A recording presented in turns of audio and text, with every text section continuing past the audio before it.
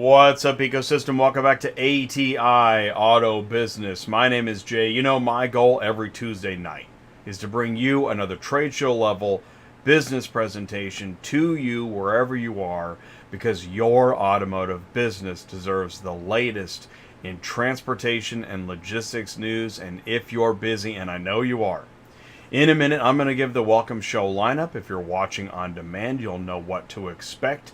You can use the clickable video time code links in the video description below. Please do use those. Spend a lot of time on those to be helpful and guide you to where you want to get quickly, because I know we only have so much time. But please do remember to leave a like, share, comment, tell your friends. Thanks for watching ATI. We sure do appreciate it. Auto recovery. It's on the rise, but what if the repo lot is already full and your car needs to get picked up, put there, sent to the auction? There's delays in transportation because the carrier pay is too low. There's insurance and liability conflicts. There's no keys to the vehicle. Hang on tight. It's time for Vehicle Recovery Roundtable featuring Bryanna Cox, Asset Resolutions, David Johns, Done Right Recovery, Jennifer Liagre, Rockwood Recovery, John Newberry, Eagle Eye Recovery, Kevin Armstrong, CU Repossessions, Darcy Case, Indiana Recovery Services, Ryan Miller, NWR Repossessions, Renee Lowe, Harding Brooks, Vaughn Clemmons, Automobile Recovery Bureau, and Andrea Amico with Privacy for Cars. Now that's a big roundtable. It's coming up tonight in about 1 hour. Set your egg timers.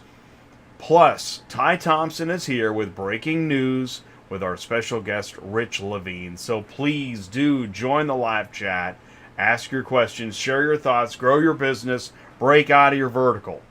Because it's Tuesday nights live on ATI Auto Business. I'm Jay, your host. Welcome back to the show.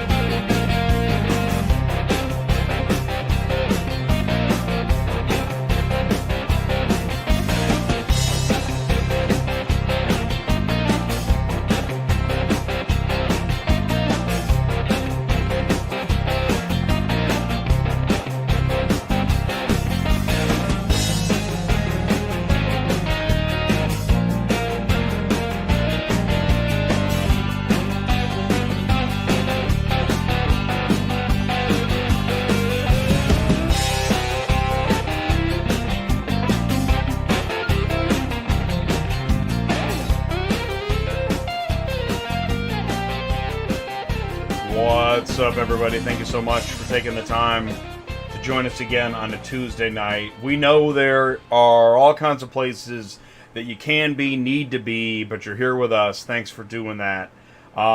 Vehicle Recovery Roundtable is a big deal. It's been 6 months since we had the Repo gang, but I'm getting ahead of myself. Please do feel free to be welcome here. This is ATI Auto Business. Whether you're from repo, transport, the auction, the dealership, insurance, you're a forwarder, you're a broker, you're a dispatcher. Whatever you do in automotive and logistics, you're welcome here. Please do say hello in the live chat. We're going to go into the live chat here in a few minutes and say hello.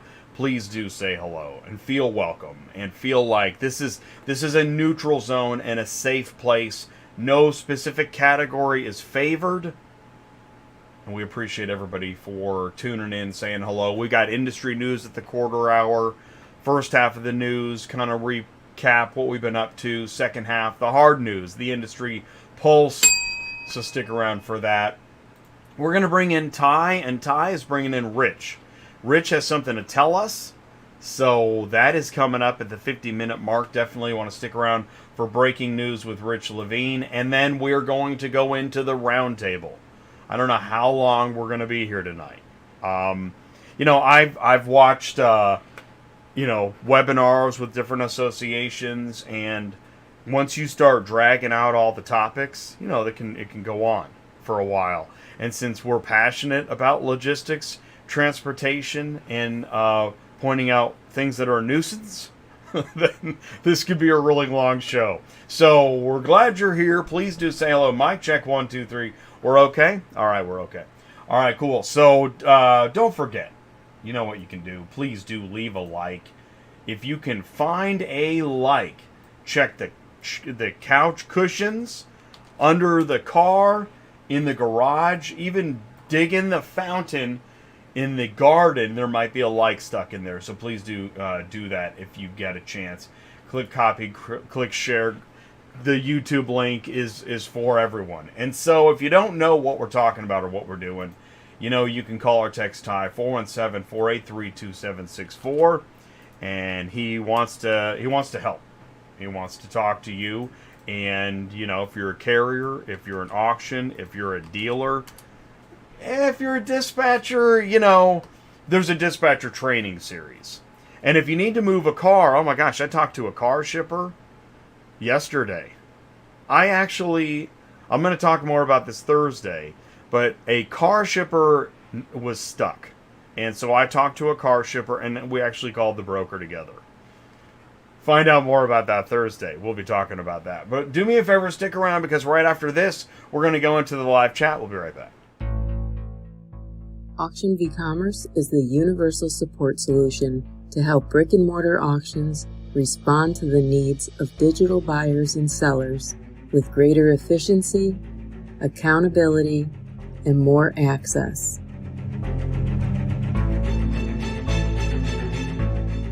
AuctionVCommerce is a bridge between the dealers of the past and the auction of the future.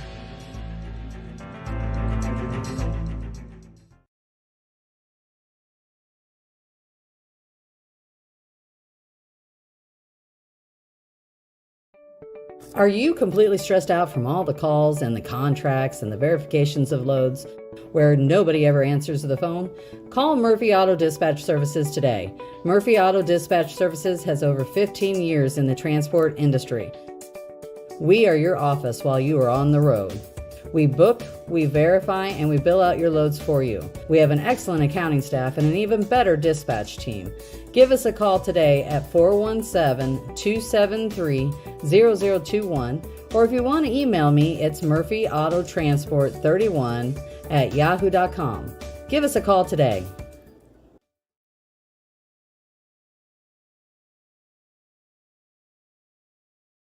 Do you need help staying loaded or moving a car? That's the voice of Sue. She runs a dispatch office. She's a fully licensed broker. She's my co-host on Thursdays on Dispatching Live. If you need help, visit murphyautotransportservices.com. Link is in the live chat. All right, cool. Awesome. Here we go. Let's go into, we got the drum roll ready. Here we go. Somebody cue the drummer. Let's go into the live chat. All right, thanks so much. Here we are. We're in the live chat. We'll be here for a few minutes, not too long, but just want to say hello. Ty got in here first. We love the Repo gang. Who would have thought? Who would have thought? And I got the hammer right here. Here's the Repo hammer. The Repo hammer is real. Clearly, you've seen it. Years ago, I was part of the group. We didn't even want to look at repossession loads because we worked in auto transport. And we thought, well, I don't know why the repossession agents are making it so hard for us to pick up cars and all this stuff. And then we started talking, because it's amazing what happens when you start talking to somebody. And we found out they feel like we do. They don't understand why the transport guy wants this, and well, anyways, they can say it better than I can. The two sides were adversaries. In fact, oftentimes still are, but not because they are born adversaries, but because there's a miscommunication and a problem higher up. There's a disconnect between sales and operations, and we're all victim to it. In fact, I'm not sure who's winning the argument here. So we're going to talk about it tonight. That's what tonight's show is about. So yes, we love the Repo gang. Thank you so much. Renee Lowe is in here. The Repo Gang loves ATI. Thank you so much, Renee. We appreciate you. You've contributed a lot. You continue to contribute a lot, and thank you so much for doing that. Really do appreciate you and spearheading getting us on a panel at Used Car Week in November. Thanks for doing that. Carlos Braxton, ACB Logistics is here. What's going on, Carlos? Glad you're here, as always, part of the core. Really do appreciate you, man. Mark Grodicke is here. Looking forward to the Repo Show. I'll have another Learning Tuesday. Mark, what show number is it? John Newberry is here. Thanks, John. John is on the Roundtable tonight. JT says hello. What's up, JT? Lincoln James, hello, friends. Vaughn Clemmons is here. He's on the panel tonight. Now, B-Dub says, finally catching you live. Really, B-Dub? Well, that's fine. We accept everybody. We appreciate anybody, anytime. It's a wonderful thing. Excited to be here. Thanks for the great content. That's awesome. So I guess B-Dub, you've been watching on demand. That's cool, too. I will take anything I can get. I appreciate it. No, it is. Listen, just load up YouTube right now. There's only about a cajillion shows to watch. And a cajillion being added every minute. You can throw a rock and hit an automotive podcast. Let's see. You've got Netflix, Hulu. I just read Netflix has moved on. It's been such a long time now. If you have DVDs that you still haven't turned in, which I don't know who has those, and if anybody does, they probably don't know where they are, but you can keep them, apparently, because there's so much media out there. They don't even need the DVDs back. Jenny is here, excited to be part of the Roundtable. Thanks so much for being on the show tonight, Jenny. That's awesome. Darcy is here. She's on the panel tonight. Awesome. Tiffany Little is here. Hey! Silvermint, nothing like launching a Trackhawk onto the trailer. Got cut off twice. Got the finger once. No one has tried to run me off the road yet. 2 hours left. But yeah, no kidding. No kidding. The road, man. Oh my gosh. The road. You see, like, what was I watching the other day? Okay, an Instagram video of a biker going way too fast. And then he runs into a cop car because the cop, realized, he's breaking the law. I'm going to go, I don't know. And the guy was upset. Really? Whatever, man. You know what, Jay? Just get on with the show. They don't need to hear your stuff. That's the live chat. We'll keep it open all night. We're moving into 7:15. We have industry news coming up. Wow. Candy. Candy's making martinis in the super chat. Henry, Rich, Virginia, Tony, Sandy, and Candy say hello from Jacksport. Wow. We got #PortLife crew in Jacksport watching. Thank you so much. That's so cool. So please remember to leave a like and thank you for the super chat. That really means a lot. It means a lot to the channel and the community and the core. And I'll tell you what, let's do this. I'm going to go into industry news right after this, so stick around because we'll be right back. Location Services, collateral recovery with pinpoint precision and advanced proprietary technologies. Your single source for nationwide collateral recovery. LS Recovery, certified and compliant. LS Skip, experienced recovery. LSPR, advanced plate recognition. LS Impound, precision capture. LS Remarketing, nationwide auction partners. LS Keys, professional locksmith. LS Transport to any destination. LS Titles, verified documentation. LS Auto Notice, secure fulfillment. One contact, one contract. We do it all. Location Services. Transport Auto Quoter is by far the leading auto quoting software on the market, and the only auto quoter with a pro version that comes preset with accurate pricing for anywhere in the U.S. So you don't have to worry about it. The best part is that no change with your current software is needed. Just plug TAQ in and start booking jobs. Carriers can easily plug TAQ into their current websites and start making money right away. I bet you're wondering how we do this instantly and accurately 24/7. Well, constant analytics is the key. Our Price Watch team is constantly monitoring current market conditions, paying close attention to seasonal and quick-moving industry changes. At the end of the day, it takes a lot of time and data to maintain good pricing, time that most of us just don't have on a daily basis. So free yourself up. Using TAQ Pro is really a no-brainer. Save time and money, maximizing your leads and optimizing your online investments. You'll finally be able to sleep well at night knowing that TAQ is on the job selling for you 24/7. Never missing a potential job.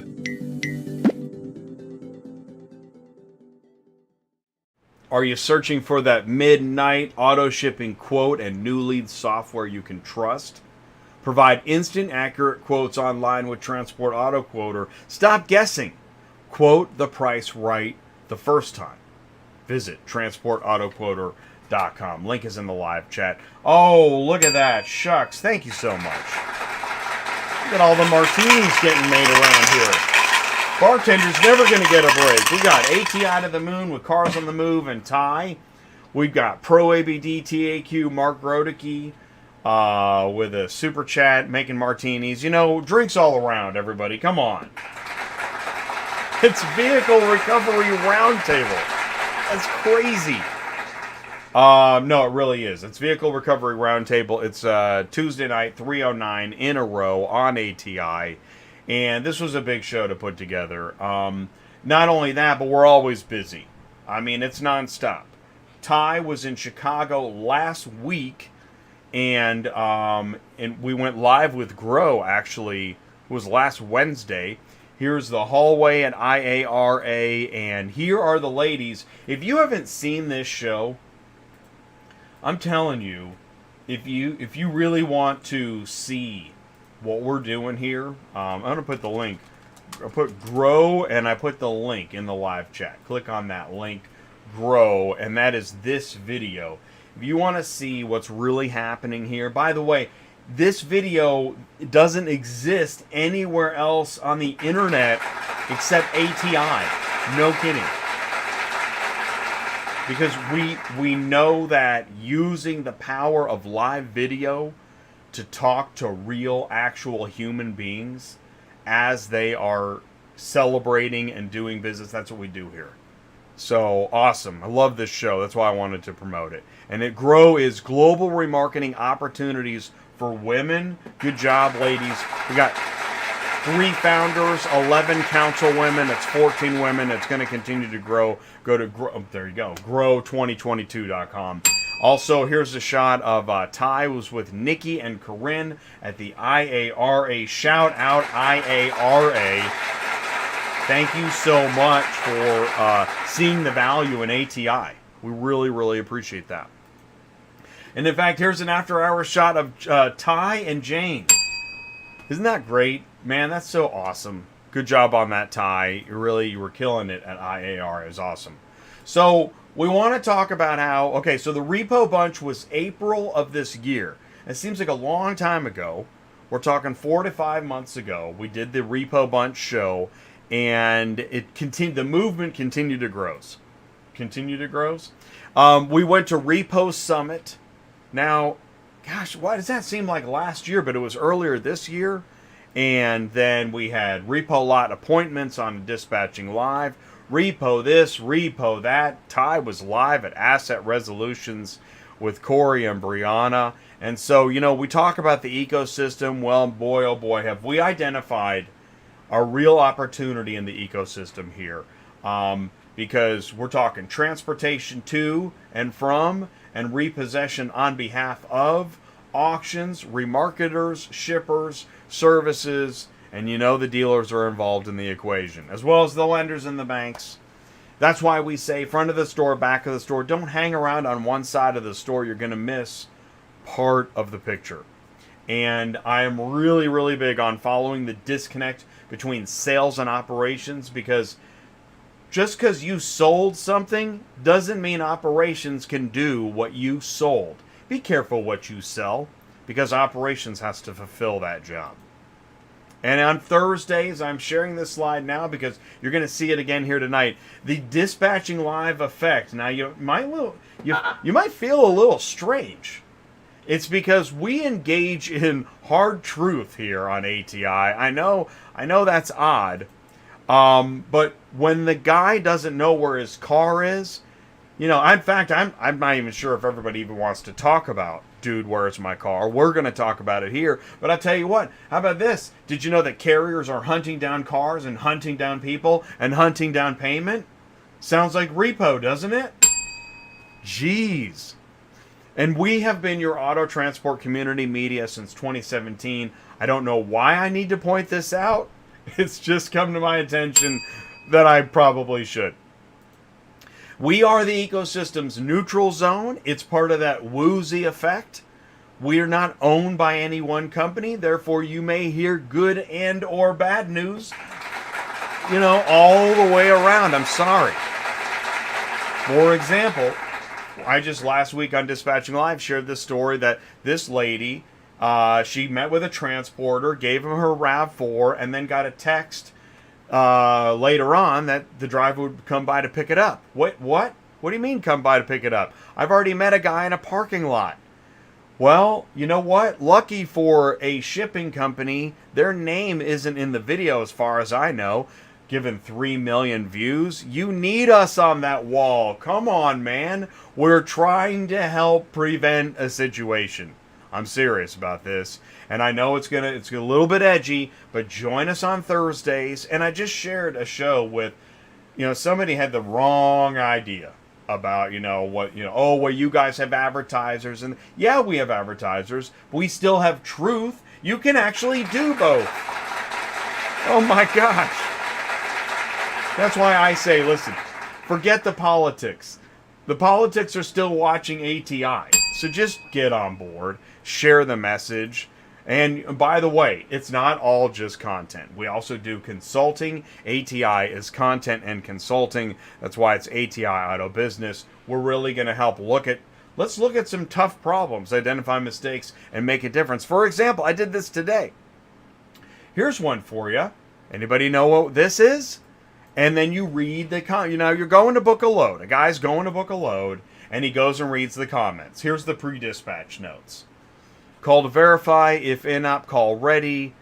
Carrier must use EBOL. Call pickup 24/1. No DRFs. I don't even know what a DRF is. Dry run fee. Got it. Vehicle inoperable due to not drivable issue. Wait a minute. I thought you said it. Okay. If it's in-op, call ready. But this vehicle is inoperable. So does that mean we got a call ready? And you're just telling me? I don't know. RDN ready. It has keys. It is not drivable. Wow, is that the third time we mentioned in-op? Or wait, the first time was if it's in-op, call me. Do you see what I'm talking about? Oh, well, let's just keep going. ACC to ClearData. By the way, how many people booked it and didn't even read it all? I'm going to go with most. ACC to ClearData booking can proceed for these VINs. Transport ready for pickup. In-op with key. Shipper requires. Wow. Shipper requires this. Wait a minute. Must be picked up by 8/24. Shoot, dude, that was last week and must drop off today. Man, you know what? Maybe we won't book this one. And I mean, look at the price. It's over $2 a mile, but I don't know, man. Pass. Let's just go to the other load board. Okay. We got a in-op ProMaster. Oh, shoot. That's paying pretty good, too. Inoperable. Oh, my gosh. Pickup on August 8th. Posted in July. I don't know, man. Skip it. Do you see what I'm saying? Now, I know that was tough. That was for somebody right now, none of that was enjoyable. But we're going to do it anyways. Because we got to get through this stuff. We can't pretend there ain't no problem. There's a lot of problems. Tons of them. Here, this is on Facebook. Is anyone having the same problem? The auction are verifying cars with us. No transport is picking up any of my cars. I got 200 plus cars on my lot right now. No transport's coming for any cars at all. Apparently, the auctions cut the rates and don't want to pay to move these cars. Gee, you think? Comment. Transporters all over our area complaining about prices. They continue. Sound familiar? We need the banks to tell them they need to pay storage, right? Can we get to the bottom of a solution? Moving on, I do want to say shout out to Auto Hauler Exchange. I like seeing this. See, maybe we can use more technology and less me, having to read all the fine line. Wasn't that repeated 3 times on that dispatch earlier? Shout out Auto Hauler Exchange. I like that. Just wanted to point out on the email, Location Services got 36 total clicks today, 18 unique clicks. It's pretty neat. I thought I'd share that little business for you. Shout out Location Services. Thank you so much for your help with IARA. And if you are looking for a nationwide auction partner in recovery, Location Services. Remember to leverage ATI in your business. We don't ship cars. We move information. It's a hard place to be. So we're trying to do the best we can. Send in your comments, autotransportintel@gmail.com. Again, leave a like if you want. We understand if you don't. I mean, we don't prefer it, but we do understand it. It's okay. It's cool. This is how you get your car shipment business news. It is every Tuesday night. That's why I say step right up. Cast version of this. And so, I try to remain cognizant to listeners, right? Assuming there are any. All right, let's do it to question 1. Let's not dwell on that. Here we go. When a car is repossessed, who owns the vehicle? The repo agent, the freight forwarder, the banker or lender, or the auto auction? This is question 1 of 5. When a car is repossessed, who owns the vehicle? The repo agent, the freight forwarder, the bank or lender, the auto auction. All right, ladies and gentlemen, it is the bank and the lender. They own it. right now, a car is being repossessed, and the repossessor is trying to play this game with the repossessee. Am I right? Who owns the vehicle, sir?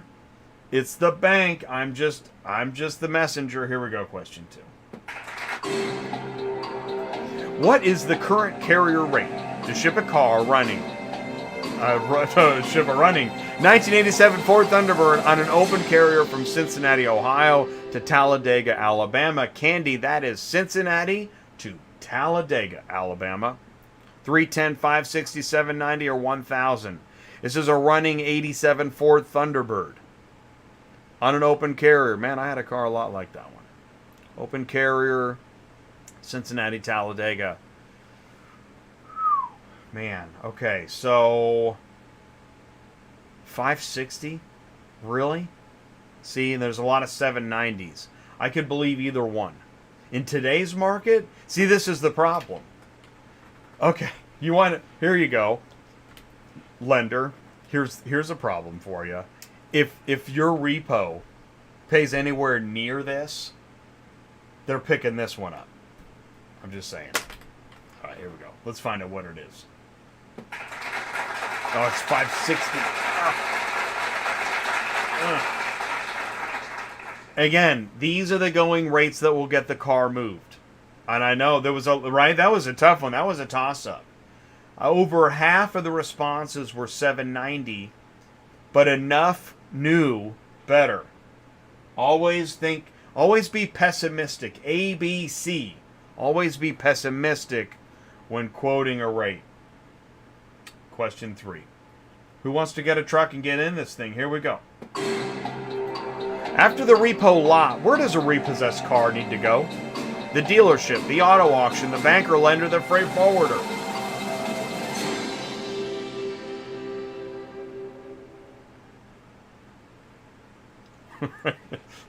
That's a real excitement there after that one. Good job, Jay. After the repo lot, where does a repossessed car need to go? The dealership, the auto auction, the banker lender, or the freight forwarder. Ooh, see, and there's always room. Yes, thank you. There's always room for disagreement. This is ATI. But in general, it is, the answer is going to be the auto auction. Now, it's interesting. And please make note in the live chat. Please make note on the round table. You know, if you have anything to add, please do make note and add it. How often is a repossessed car taken to the dealership? Does that happen very often? We would love to know. In the transport world, I don't even know if anybody, really thinks or cares, but I don't know. Shoot, man, you guys are in the trucks. I'm just sitting here. I don't even work here. How many cars go back to the dealership instead of the auto auction? Especially when, the previous owner is like trying to like jack up the Escalade before it gets taken away. Question 4. Here we go. What is the current carrier rate to ship a running 2018 Infiniti QX80 on an open carrier from Syracuse, New York to Destin, Florida? Is it $840, $1015, $1350, or $1560? All right, QX80, here we go. New York to Florida. It's running. It's a QX80. It's an open carrier. $840, $1015, $1350, $15. See, pessimism tells me what? Yeah, see, Sky, I'm telling you, man. Every time I get excited that we're going to make some money, man, we're going to have... See, Chris is probably D and... That's a good answer. Yeah, well, sadly B, right? Sadly B. I think sadly B should actually be one of the choices. Give me sadly B. Oh, thank God. Oh, man. I tell people, I don't need to be right. I'm occasionally wrong, and I'm so glad I was wrong. Gonna say B. I have shipped my son's car to California. It was $1,300. Right. Yeah, exactly. New York to California, $1,300. Right. But it's not real. Actually, well, it's right and wrong. Even worse to get out of Florida. Yeah, no, isn't it? Oh, it's such good news. Let's just stay here and not do anything else. All right, question 5. Why do cars sit on repo lots so long? Vehicle has no keys, transport fee too cheap, narrow repo light, appointment windows, or all the above and probably more. Why do cars sit on repo lots so long? The vehicle has no keys, the transport fee is too cheap, narrow repo lot appointment windows, or all the above and probably more.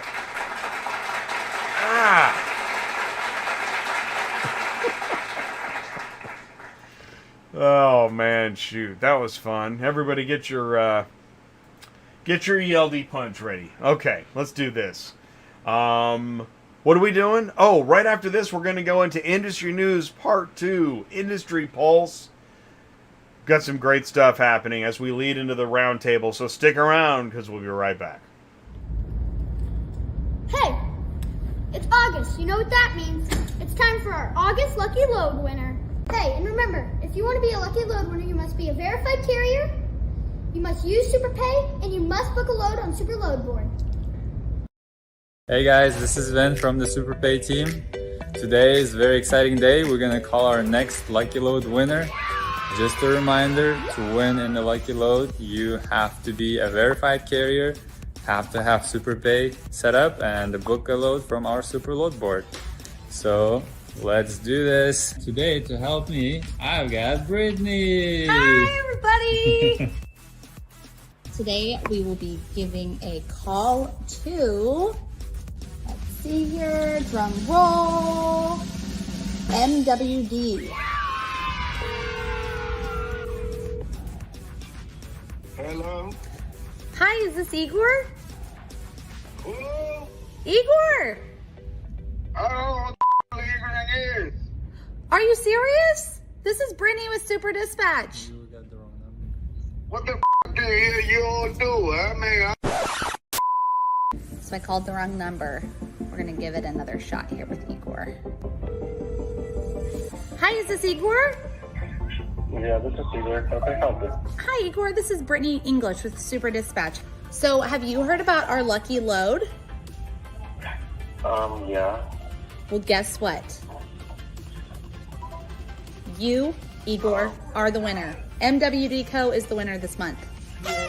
Oh, wow. Yay! Yeah, I'm pretty happy. So, you know, I'm just confused. I don't know what to say. No, you're fine. I'm so happy. I'm glad I got to tell you. And I just wanted to thank you for your business with us. We so appreciate having amazing customers like you. Oh, thank you for the opportunity. Have a great day. Thank you, you too. Bye.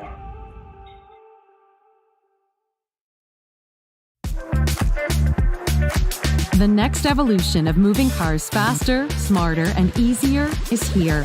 SuperPay by Super Dispatch. Today, shippers waste hours managing fragmented payment systems. And carriers are left wondering, never knowing when they'll finally get the payment they're owed. SuperPay saves everyone time and hassle by securely automating payment upon proof of delivery. No more tracking down payments or onboarding carriers to disconnected payment systems. With integrated payments with SuperPay, Super Dispatch is now the only end-to-end, all-in-one auto transport platform. Automate payments where you automate transport. Super Dispatch, TMS, mobile app, Super Loadboard, and SuperPay helping carriers, dispatchers, brokers, and shippers move cars and get paid fast on one auto transport platform. Visit superdispatch.com. All right, thank you so much. All right, here we go. Let's get into industry news part 2. The weekly pulse. Attention business developers. If you didn't have time to read through all the news and the emails and the tweets and all the whatnot, well, here we go. Let's summarize it for you. This is what we found. I started off last week's news with this, and I'm gonna do it again. Joint Repossession Association memo on transporter access. This is a big deal, potentially a big deal. I'm gonna jump to, so this was a joint letter and lots of people involved to whom it may concern. Here's the highlights. It is not unreasonable to ask for transport companies to sign a site entry agreement and provide the repo company with a certificate of insurance, possibly listed as additionally insured, doing what? Hey, ho, whoa, whoa. Carriers, when's the last time you went to a repo lot and you had a certificate of insurance with the repo agency named on the certificate of insurance? When was the last time you went to a repo lot and had a certificate of insurance with that repo lot named on your insurance certificate ready to present at the time of pickup? And I'm just saying, I don't think, as a dispatcher, I don't know if we've ever done that. That's bad news. Let's keep going. CFPB files a lawsuit against U.S. auto sales servicer. Like you, I thought, whatever. Then I started to read this thing. Holy cow. U.S. Auto Sales closed its 31 dealerships in the Southeast in April, but the buy here, pay here operation is now facing a lawsuit, I'm surprised it's just one, in federal court brought by the CFPB, Consumer Financial Protection Bureau. There'll be a quiz later. For a host of illegal practices that harmed individuals. These practices include, but are not limited to, wrongfully disabling contract holders' vehicles, improperly repossessing vehicles, double billing customers for insurance premiums, and failing to return millions of dollars in refunds to consumers. Let's see, they incorrectly disabled at least 7,500 times with starter interrupters. Whoa. In vehicles more than 71,000 times. What? They remotely disabled at least 1,500 times after explicitly promising to consumers they would not do so. This is crazy. Do so? The CFPB said USASF offered customers guaranteed asset protection, which covers some of the difference between the outstanding balance owed by the contract holder, what the car insurance will pay if the vehicle is stolen, damaged, or totaled. Right? This is interesting. Here's the takeaway. Real interesting intersection of learning here with buy here, pay here, and repossession. Failed to obtain millions of dollars in refunds from guaranteed asset protection. It just goes on and on. Approximately 3,400 consumers were double charged for the insurance each billing cycle. 34,000. What? Whoa. Whoa. Man, this is crazy. Anyways. And then illegally repossessed vehicles. I mean, why not? Just, at this point, shoot, man. Let's not do anything right. The usual suspects, a tale of double assignments on CU repossession. Now, double assignments, gosh, that sounds like double brokering. Maybe we'll get there. Where 2 tow trucks from different companies show up at the same time. And then there's a death. And then it's really bad. At 3:30 a.m. on February 25th, 1994, Tommy Dean Morris was backing his tow truck to a Ford pickup in an unincorporated section of Harris County, Texas. This is 1994. What he was not aware of was that another agent assigned the same account had just left the location after being threatened at gunpoint. So when Tommy arrived at Casey's house, that's the repossessee, this guy was waiting. And without a warning, he opened fire from behind the tow truck with a .30-30 telescopic rifle. The repossessor, Tommy, the second repossessor, Tommy, was shot through the neck and both lungs and died on the spot. Police declined to arrest the repossessee, Mr. Casey, citing a frontier-era law, Texas Penal Code 9.41, an 1800s frontier-era law created to deal with cattle thieves that gives Texans considerable leeway at night to kill thieves and intruders. Despite public outcry from not just the repo industry, but from the nation, 8 months later, Casey, the repossessee, was cleared of wrongdoing, later committed suicide. Wow. So that's worst case scenario, but apparently does happen. And so I just want to point out, so double brokering doesn't usually end in a death, but it is a problem. Boy, these industries have a lot in common. Double brokering is a practice where a motor carrier accepts a load with the intention of booking another carrier for the shipment. You're right. I see the difference here. We'll get into double brokering later. I got a lot of news anyways. We want to talk about A.I.R. takes the hill in a new privacy law. This gets into data, privacy, and I think keys. So we're going to be talking about A.I.R. Ryan Miller can talk more about that. Also, hey, this recap from the IARA from last week. Good job, Martin Romju at Bobbitt Business Media. Here's some highlights. New vehicle inventory is increasing, but still falling, below pre-pandemic levels, and that OEMs prefer this. Yeah, they like it. Buyer demands remain high.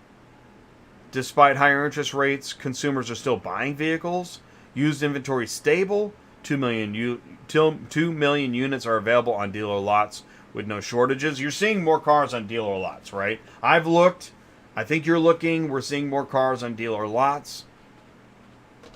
Pre-owned vehicles will remain below pre-COVID levels for quite a while. Retail prices are not decreasing as much as wholesale. Here, average retention of 3-year-old vehicles is 72%. And that's forecasted to decline to 58% by 2026. Fleets picking up. Financing hovers at a 6-year low for loans and leases. 60% of all financing goes for a used vehicle. Leasing's picking up. It was down 800,000 units last year. Tesla Model 3 now ranks as the first electric vehicle in the top 10 leased vehicles. Repossessions are back, despite a lack of repo agents, as it says here. And if you're looking to handle EVs, oh my gosh.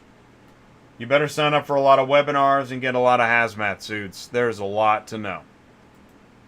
Here, this is at the bottom. A fireman's hook should be kept on hand. It's not funny at all, man. My gosh. Carvana adds Indiana to its same-day delivery roster. Really? No, I started thinking about this. Does that mean you've got extra manpower on hand? Because if you're really busy, there's no way you could keep up with that. Allegedly. I don't know. But anyways, all the car haulers said, yeah! Oh, that's right, it's in-house. That's fine. Stellantis brings its Spot-A-Car used vehicle program to the U.S. Now, I know. But Jay, you know, I'm just going to read this. Stellantis, manufacturer Chrysler, Dodge, Fiat, Jeep, and Ram, is rolling out. This was big success in Europe, so now they're doing it in the U.S. Spot-A-Car offers manufacturer and certified used vehicles available for sale that Stellantis said are selected, appraised, and prepared by specialists. It includes a broad range of services and digital offerings, specialized dealerships. Ooh, specialized dealerships. Buyers can search for the Stellantis brand vehicle of their choice through our designed Spot-A-Car website and easily determine where to locate the one nearest to them before making their final purchase online or directly at a dealership. The point, here's what I want to know. When you haul your first Spot-A-Car, I want you to think of ATI and send us an email, autotransportintel@gmail.com. What are you doing today? Oh, moving a bunch of Spot-A-Cars. So your EV belongs in a garage or on a burning ship? You know, I don't know. But there is, you know, it's that dispatching live effect, by the way. You know, it feels like you would have never read this headline a year ago, but now the cracks in the battery are starting to form. Do you smell bubble gum?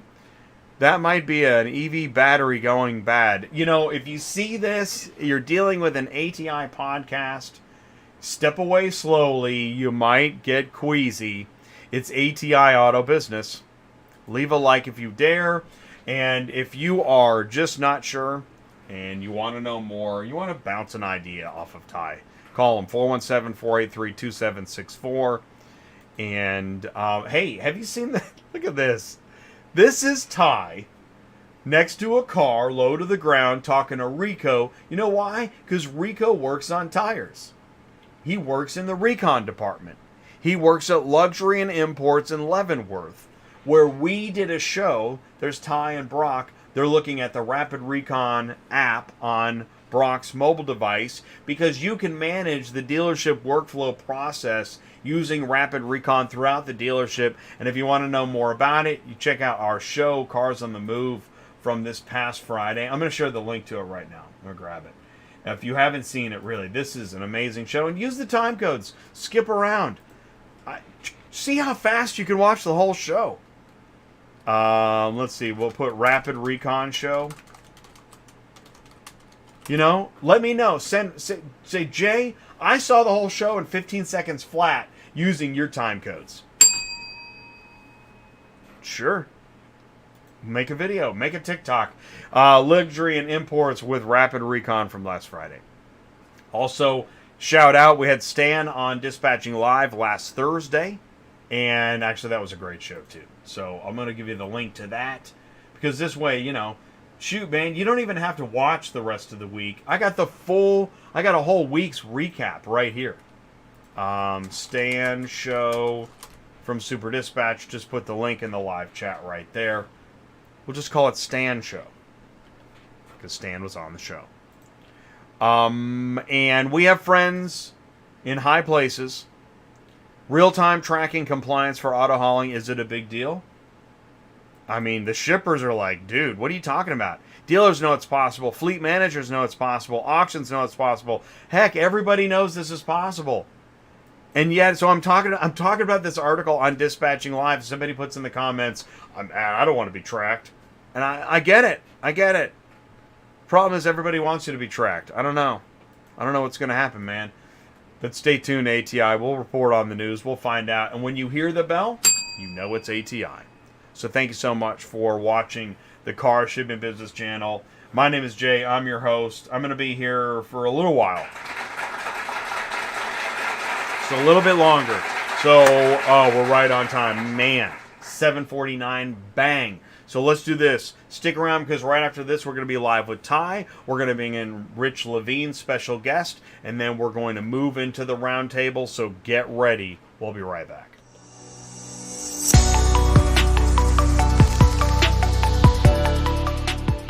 Recon 2023. Time to line. Speed to sale. Managed by metrics. Know what you don't know. Technician efficiency. Workflow efficiency. More cars, less time. Know where your cars are.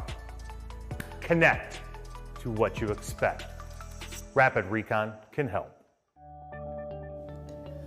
Auto Hauler Exchange is a new B2B marketplace, the first of its kind in the vehicle logistics industry. Auto Hauler Exchange automates the complex workflows of the vehicle logistics ecosystem by connecting large and small vehicle haulers directly with vehicle shippers. By eliminating the middleman typically required in vehicle logistics, AHX streamlines the shipping process, cuts shipping delays, and reduces empty space on carriers and unnecessary miles while increasing revenue. Working directly with the shipper, carriers can pick and choose which opportunities fit their routing on a day-by-day basis to maximize their capacity and eliminate empty miles, while allowing them to plan their backhauls in advance. The exchange gives control back to carriers. By using technology, AHX creates a frictionless, efficient environment for vehicle transportation. Get off the vehicle hauler roller coaster today with Auto Hauler Exchange. Auto Hauler Exchange B2B marketplace connects shippers directly with carriers, and that means putting the power of the business transaction back in the carrier's hands. Visit autohaulerexchange.com. All right. Oh, here we go. Right? Link in the live chat. Yeah, autohaulerexchange.com. Now you can click on it right now. Thanks, Jay. All right, cool. All right, here's what we're going to do. Please do help me wish a very warm welcome to my friend and co-host. He's your contact. Buy, sell, Ty Thompson. Hey, Jay. How are you? What's up? How you doing? I'm doing good. That's 417-483-2764. Now, this is great. I'm gonna tell you a quick story. I'm gonna ask you a question, and then we're gonna bring Rich on. So see if you can follow this story, okay? Ready? Okay. Here we go. Ready. Probably over a year ago, I'm at Auto Intel Summit. We're live. I'm standing in the hallway, and I bump into this guy, and I said, "What's your name?" He said, "Tom Klein." Fast forward. We see Tom at conferences. This is a networking story, and this is how crazy networking is. Somewhere between meeting Tom Klein, we end up at Finished Vehicle Logistics, I believe in Huntington Beach. And I'm going up the stairs, and I'm saying hi to everybody. And this one guy comes out of the crowd, and he's, Ty, hi, I was watching your show. I see you and Jay. I love you guys. And I'm like, great. What's your name? Rod Hamill. Okay, so Tom Klein, Rod Hamill. Completely different industries, completely different people, completely have nothing to do and will never meet each other, okay? Tom Klein calls me, says, hey, gave your number to these guys. They're down in Florida. It's hurricane season. By the way, we need to talk about hurricane season at some point, not right now. This is a big deal. Down in Florida, Jacksonville, it's maybe not going to get hit. But anyway, so Tom gives this guy my number. This guy calls and he says, hey, we got about 5 dealerships down here. We've got about, 400 cars, 300, a lot of cars. How much would you charge to move them from here to just inland? Like, wow. Do you guys see where this story's going? Right? Jay says this a lot. He says, we don't work here. We don't move cars. We just deliver information. We transport information, right? So I'm a connector guy. So as I'm getting this call, Tom gives me the guy calls me, we talk. I'm like, okay, I know this. I know the answer here. I know somebody in Florida. Oh, Rod Hamill. So today I had a phone call with Tom. I had a phone call with this guy that owns all the dealerships. Then we did a 3-way call with Rod Hamill. I got to sit there and listen to Rod Hamill be the most amazing sales guy I've ever heard. As a transport guy, knocked it out of the park, right? So crazy. All right, so what's the point? ATI is a great platform. If you can't go to the conference, you can watch and you can still learn, and you'll start seeing the connections, right? Well, what's Tom Klein do? He's tucking the tentacles of the octopus back in. That's his deal. He's a risk mitigation guy. He used to own dealerships. He knows everything there is to know about a dealership, but he sold his dealerships. So now he's a consultant for dealerships, and he goes through their insurance contracts, their floor plan contracts. And so you're like, well, what does this hurricane and floor plan contract have to do with transportation, right?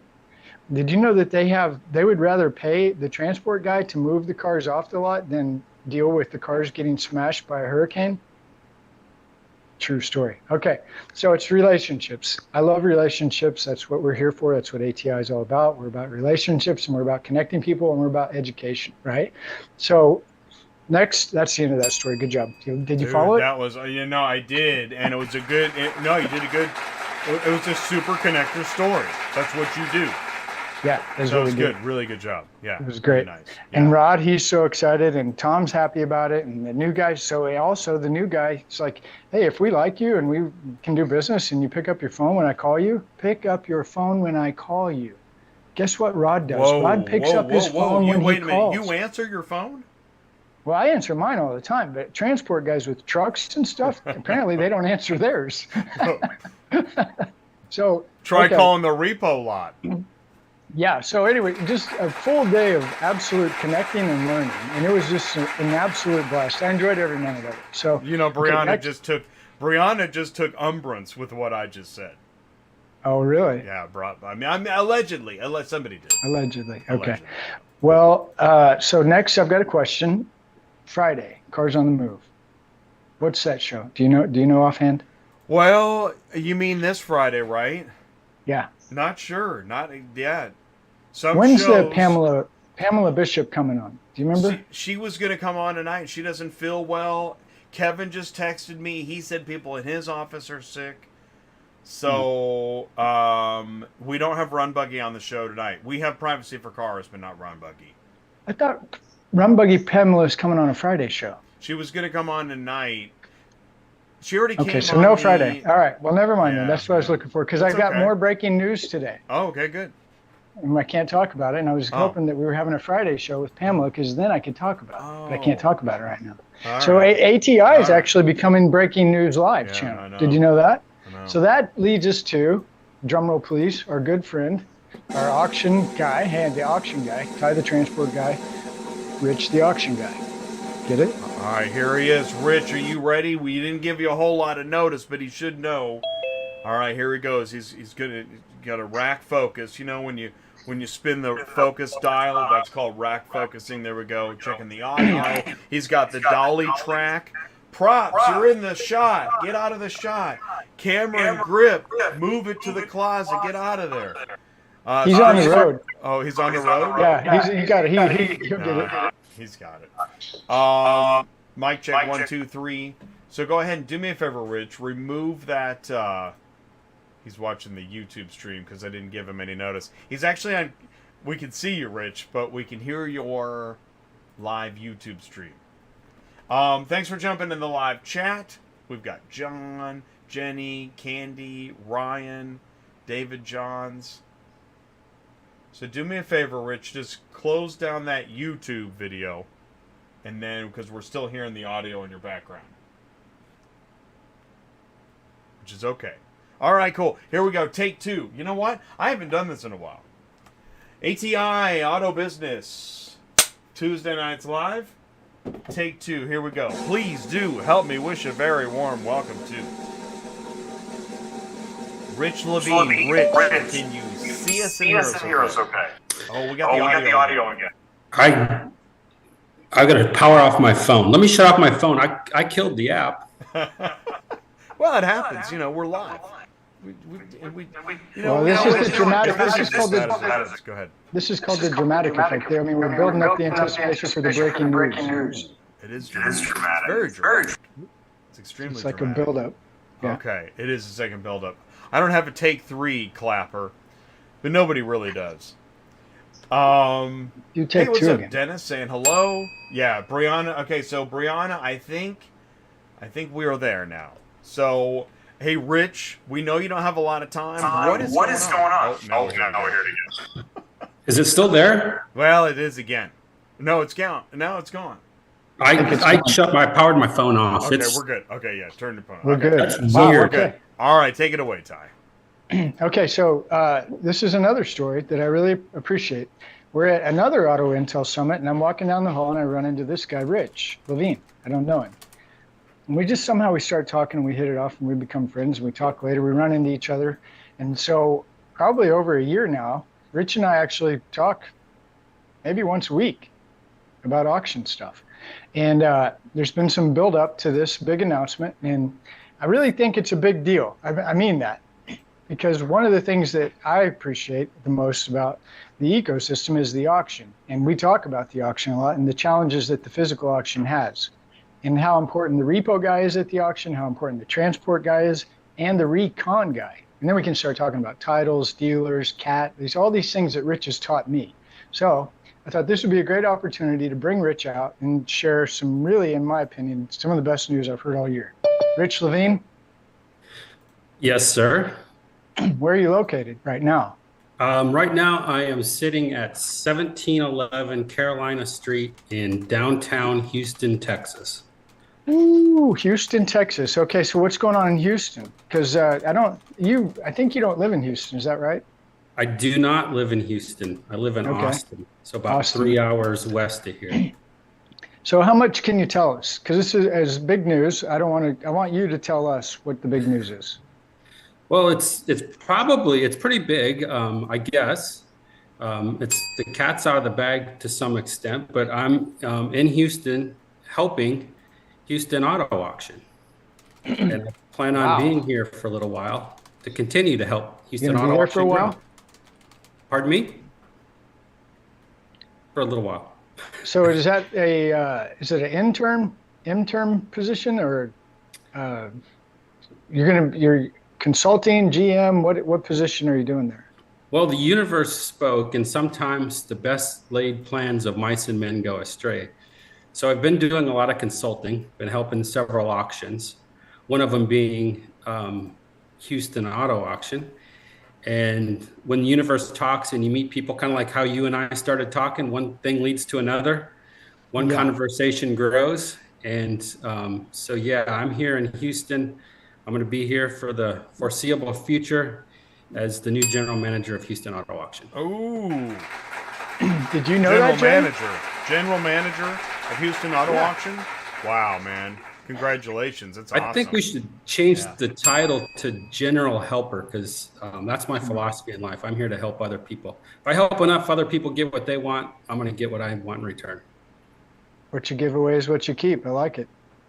Okay, so that's big news. And my hope is, and I wanted to bring it on here to share, because tonight we've got a lot of Houston people on the show. We've got Vaughn Clemmons. We've got Bryanna Cox. I think you know Bryanna, right? I do know Bryanna. Well, do you know Vaughn?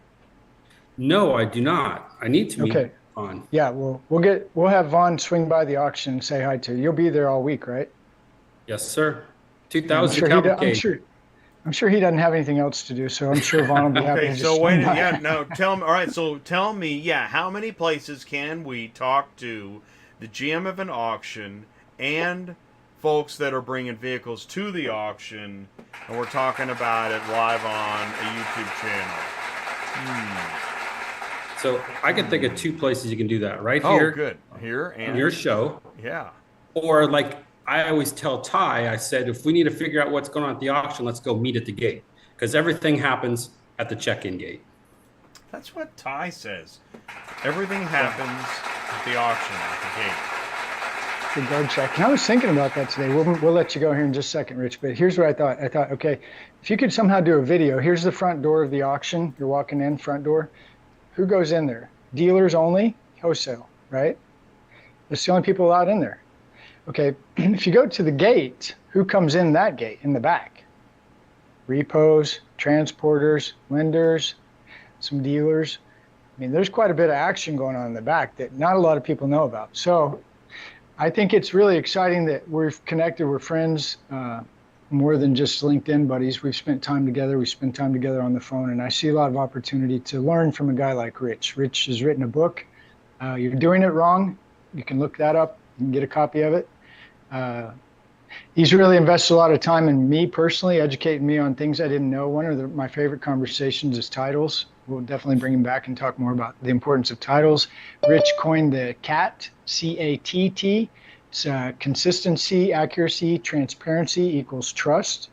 And that's teaching the sellers how to get the most amount of money for their wholesale units. So we've got a lot to do with Rich, a lot more to learn from Rich, and I'm excited about this relationship because I love the auction. I love being able to go directly to the guy in charge.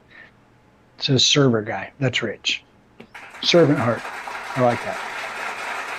Well, I appreciate you guys. Appreciate you guys having me on, and thanks for allowing me to let my YouTube run through the Wi-Fi in the background. That's a lesson learned there. That's the only thing I can think of. Oh, interesting. Yeah, I had the app killed. Everything. I'm in a VRBO. Yeah, right. Wow, crazy. Yeah. Well, Rich, thank you very cool. much, and Awesome, we'll man. be talking to you soon. Awesome. Thanks for Yeah. breaking news. Congratulations. Thanks very Yeah. much. Awesome. All right. Fantastic. See you, Rich. All right, cool. So we'll let Rich go, and all right. So now what we're gonna do? It is now time. Here we go. Okay. Camera one. Everybody, please do put your hands over your Wi-Fi and reach across and clear the caches and the. Well, all you really have to do is shut down the YouTube video in the background, because now here come the floodgates. Here comes Vehicle Recovery Roundtable. Please do help me wish a very warm welcome to. I know I'm adding some delay, but here it comes. Oh my gosh. I don't think I've ever hit the admit button this much in one show. Here we go. And we want to see them come in. When we can hear the doorbell. We're going to see people join us. It's Vehicle Recovery Roundtable, and there's going to be some echo, multiple echoes maybe. Everybody, please. Yeah, there we go. There's a little bit. Oh, hey, there's Bryanna and Darcy and Ryan and Renee, David, Vaughn. Wow, Jenny is here. This is cool. Oh my gosh. Do you feel like you're in the repo office with your multiplexers and all these video angles? Wait, he's trying to steal something. Right? All right. All right, it's been the Jay Show long enough. The Repo Bunch is back. Hi, guys. Hello, how are you? Ty, you take it away. I've talked enough. Hi, Bryanna. Hi, Ryan. Hi, Darcy. Hi, Renee. And I can't see that other one. I'm sorry. I had no idea Rich was over in Houston. I told him, I was like, you better call me. We better do lunch. Oh, David Jones is here. Okay, great. Yeah, no, he's. This is really exciting, Bryanna, because after coming down and I got to, in case anybody doesn't know, I got to go down to Asset Resolutions, which is Corey and Bryanna Cox. This is Bryanna. And I got to spend, what was that, like 3 days with you guys at work? And I got to go out at night. Yep. I got to see. He got the full repo experience. Yeah, I did. And I really enjoyed it, and I really learned a lot, and I was really blown away, especially with the technology. So, I mean, that's awesome. I got to meet Darcy in real life at NARS, and I've met Renee at NARS and a couple other places, I believe. Renee and David Johns, he's been around. So I think I got everybody. Did I get everybody? Oh, Vaughn. Vaughn is here. John and Jenny are new. They're Jenny's new, new, Repo right? Bunch. Yeah. Tell us more, Bryanna. Yeah. Well, John Newberry owns Eagle. You can see his big logo back there in Georgia, and he is the president of the Georgia Repo Association. And Jenny owns Rockwood Recovery, and she is the president of the Michigan Association. Wow. Awesome. Wow. Okay, another quick story. I was in Chicago last week, IARA. Ryan found out, I guess through watching our show, he calls. Ryan is up taking me to lunch and just educated the heck out of me, like blew me away with stuff. So Ryan Miller, we call you Repo, Ryan, but Ryan Miller up there, we thank you, buddy. Thanks for lunch. That was really good. It's always fun conversations with you. Always good to hang out with you. It's always just fun, being around you guys. I learn as much from you guys as you learn from us. So every day's a good one. That's well said. Yeah. We've That learned a is lot from true. you guys. Yeah. And we went back and forth, Ryan and I, back and forth on the auction and the role the auction plays is with the lender, the repo, the transport guy. Yeah, go ahead. Andrea's in the waiting room. He said, "No love for me." That's hilarious. Let Andre in. Come on. Come on, man. Do you know he was on Fox News? Really? That's awesome. Yeah, we have a celebrity with us tonight, Wow, everybody. that's really cool. Andre Wow. Amico. There he is. Hey, Oh, seriously, come on. There he is. Always up to his tricks. That's great. Andre, thank you. Andre, privacy for cars. So I don't know, how do you want to run this, Jay? You want to just pick a topic and go, or do we need I honestly didn't know, but I do want to do this. It's what I've learned from a larger room. This is one of the largest rooms we've ever had. Okay. Mhm. Yeah. is to try to go around. Everyone say a quick hello once again, starting at the top. Jay, Ty, okay, Darcy. Darcy, please say a quick hello. Hi, everyone. What's your and with that, that was good. That was good. You get what you pay for. Not only a quick hello and your name, but what's your company name, please? I'm Darcy, and I own Indiana Recovery Services out of Indiana with my husband, Todd. We service the entire state of Indiana and do a full service repossession and transport and key division. Right. Transportation. It always impresses me when I hear that. All right, Ryan, please say hello. Tell us your company name. Hey everyone, how you doing? Ryan with Northwest Repossessions out of Chicago there. Also the secretary for the Alliance of Illinois Repossessors. We do transports, repos, everything. You guys know me. Repo Ryan. Repo Ryan Transports. Chicago. All right, Renee, please say hello. I'm Renee Lowe. I'm with Harding Brooks, and everybody knows me. Right. And when you think insurance, think Harding Brooks. I think that's the tagline, right? That's the tagline. That's the tagline. David Johns, first time on ATI, right? Yes, it is. Thank you very much for having me. My name is David Johns. I'm the Director of Operations for Done Right Recovery out of Chicago, and I'm also the Vice President of the Alliance of Illinois Repossessors. Okay, so David, you were there with the. Are you in that photo with A.I.R. and the bill and the whatnot? Yeah, I was one of the people that testified in front of the Senate about the repo law. So okay, I want to hear. So please, someone make a bookmark. We have a lot of bookmarks tonight. Once we get through this intro, I really am zipping it because there's so much. You guys have so much to talk about, so much information to share. Sounds good. All right, before we get to that, Vaughn, please say hello. Tell us more. Hello, everybody. This is Vaughn Clemmons. I'm the president of Automobile Recovery Bureau out of Houston, and I'm the president of the American Recovery Association. Okay. Thanks for being here. Thanks, Vaughn. Thank you so much for taking the time. We know you're busy. Jenny, first time on ATI. Please say hello. Hi, I'm Jenny Leager. I own Rockwood Recovery in Detroit. We cover the entire Metro Detroit area, and I'm also the president of the Michigan Association. Wow. Okay. Rockwood Recovery in Leager, Detroit. Leager. See? Yeah, we're all going to butcher that. I know, and I tried so hard. I was like, Leagre, you know. All right. Leager. All right, cool. Thank you so much. I like how you wrote it on your YouTube name, how you pronounce it. That'll help. So in the chat, she spelled it, but it sounds like that's exactly how you say it too, Leager. All right, cool. Thanks for that. Okay, Bryanna, welcome back to the show. Please say hello again. Hi, guys. I'm pretty sure everybody knows me, so I don't want to take up too much time here. Bryanna from Asset Resolutions in Houston. I am also the president of Texas ARP, which is our Texas Accredited Repossession Professionals Association here. Excellent. John, please say hello. First time on ATI, right? Yes. It's a pleasure to be here. I'm John Newberry. I'm the owner of Eagle Eye Recovery. We service the Atlanta metro area. And I am also the president of the Georgia Association for Repossessors. Wow. It's a pleasure to be here. An amazing group tonight. Wow. Awesome. We're so glad you're here. Thank you, John. And last but certainly not least, Andrea Amico, Privacy for Cars. Andrea, you're everywhere. Tell us a little bit more. I'm just here. I'm nowhere else. I'm just right here. So yeah. But I guess I'm wearing two hats today because one is, of course, I run Privacy for Cars, but I also co-chair the Compliance and Education Committee at IARA, where we just had a great session at the Summer Summit in Chicago. And one of the things we talked about is some legal changes coming up specifically for repos. Wow. Okay. So, wow. That leaves... Where do we start? What do we do now? Who wants to kick off? Yeah, Ty.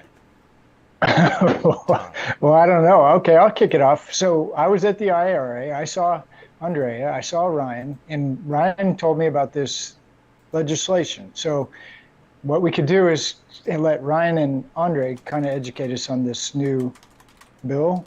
Is that right? Am I saying it right, Ryan? Yeah, or we could have Mr. Dave Johns jump in there as well with us. Okay. He's Dave, part of our alliance right. that's there. We need to get him involved on the show. Yeah, do that. Tell us about it. I didn't know anything about it. You guys did something. This is really cool. Yeah, that was Senate Bill 0800, which essentially was the bill that was put together to help protect the consumers from private data that's stored within the vehicle, which I think Mr. Andrea Amico has made very clear with a whole bunch of us here in the industry. So yeah, we're just here to try to help everyone out and make sure that that data gets cleared out. It's the first one in the nation. And we feel like that's going to make a real big difference for all the consumers that are out there. Okay. Andre, what do we got to clear that data for? Well, to use the language of the legislators, right? They're saying that they are realizing that vehicles have a lot more technology that allows to capture a lot of personal information. They're saying that they are increasingly concerned about the risk that this poses to consumers for their risk of anything from identity theft to just the general risk about their privacies. And so the Senate Bill 800 is really very focused on repossession and regulating that specific activity. And they're saying it's important that consumers that are already vulnerable consumers are not made even more vulnerable by leaving this data behind. Okay. The data. David, you got something, David? Well, in the state of Illinois, we're regulated by the Illinois Commerce Commission with the personal property that's held inside the vehicles. And as you know, as technology advances, the personal property is also the personal information inside of vehicles. What we're seeing is as these vehicles are coming out, people are using their vehicles for more apps and things are uploading into their car. And if we're responsible for the personal property inside of the vehicle, we felt that we should be responsible also to delete the personal information that's inside the vehicle as well. So. Okay, so forgive me for asking this question, but I asked Ryan and I can't really remember what. So to me, when I hear this, I'm like, okay, it sounds kind of neat, but it also sounds like one more thing that the repo guy has to do. We got to get all the crap, the physical crap out of the car. Now we've got to somehow get the data crap out of the car. Is that what I'm hearing in transport terms, the transport super trucker guy? Somewhat, yeah. I mean, it is, I guess you could call it that way, but it's before the chain of custody is broken. So before the repossessor releases that vehicle to the transport company, or for several of us that are on here, we transport our own vehicles, but before we release it, the chain of custody is broken, we remove that personal information out of the vehicle. We're protecting the consumer, which is important. Okay. Okay, well, that's good news then. So the customer's taken care of. No personal belongings or personal data are in the car when it leaves your lot, right? Correct. So I think the way that I think it's easy to think about it, and it's a way that I think everybody would say, yeah, that's common sense, is that if somebody had a portable hard drive in the car, it would be, obviously containing personal information would be obviously taken out as physical property. And I think what regulators have recognized is that this is not any different. It just happens that the hard drive is just inside the car. And so they're asking to do essentially the same thing that would happen everywhere. Again, I think it's absolute common sense, and in an ideal world, there would be no need for regulators to even have to say it because it's so common sense. But in Illinois, again, they made the decision to make it explicit, and I think that it will probably lead the companies to think about what are the proper safeguards we put in place for consumers, not just in Illinois, but everywhere. Again, to me, all of this is just common sense. Mm-hmm. Wow, okay. And I'm just curious, but how long does it take to clear the data? I don't want to monopolize the conversation here, but I'm happy to help because we do this all the time.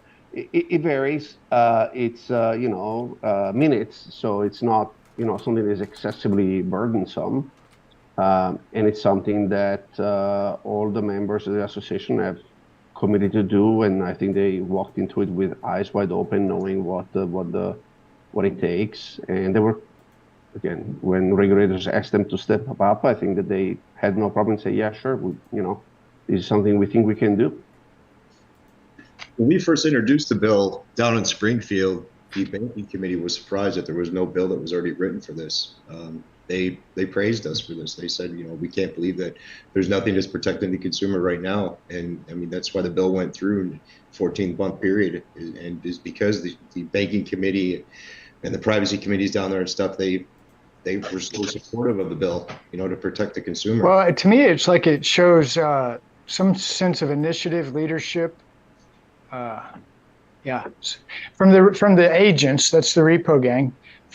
They're kind of forward-thinking, forward-looking. Hey, we're already responsible. Let's take this step. And you guys kind of look like this is really great for your industry. that you guys are concerned about this, because Bryanna's been the best to show me, like, hey, Ty, we don't do, it's not like Repo you see on the TV. We're clean, we're legit. And so I got to go down there and got to drive around the truck. I got to really see it. It's a real business. We're not here to fight. I don't need to bring the guns. I don't need some big guy jumping out of the truck and punching people in the face. So to me, this is just another example of how legitimate and how well represented the repo agencies are. Is that a fair assessment? Maybe? Yeah, absolutely. I mean, you guys have heard me say it a million times, but we really are focused on making sure that, you know, our industry won't be under further fire, legislation and whatnot, because we understand how important it is to make sure that the consumers are also taken care of. And, you know, it's a crappy job, but somebody's got to do it. And so we got to make sure that we're doing it right. Yeah.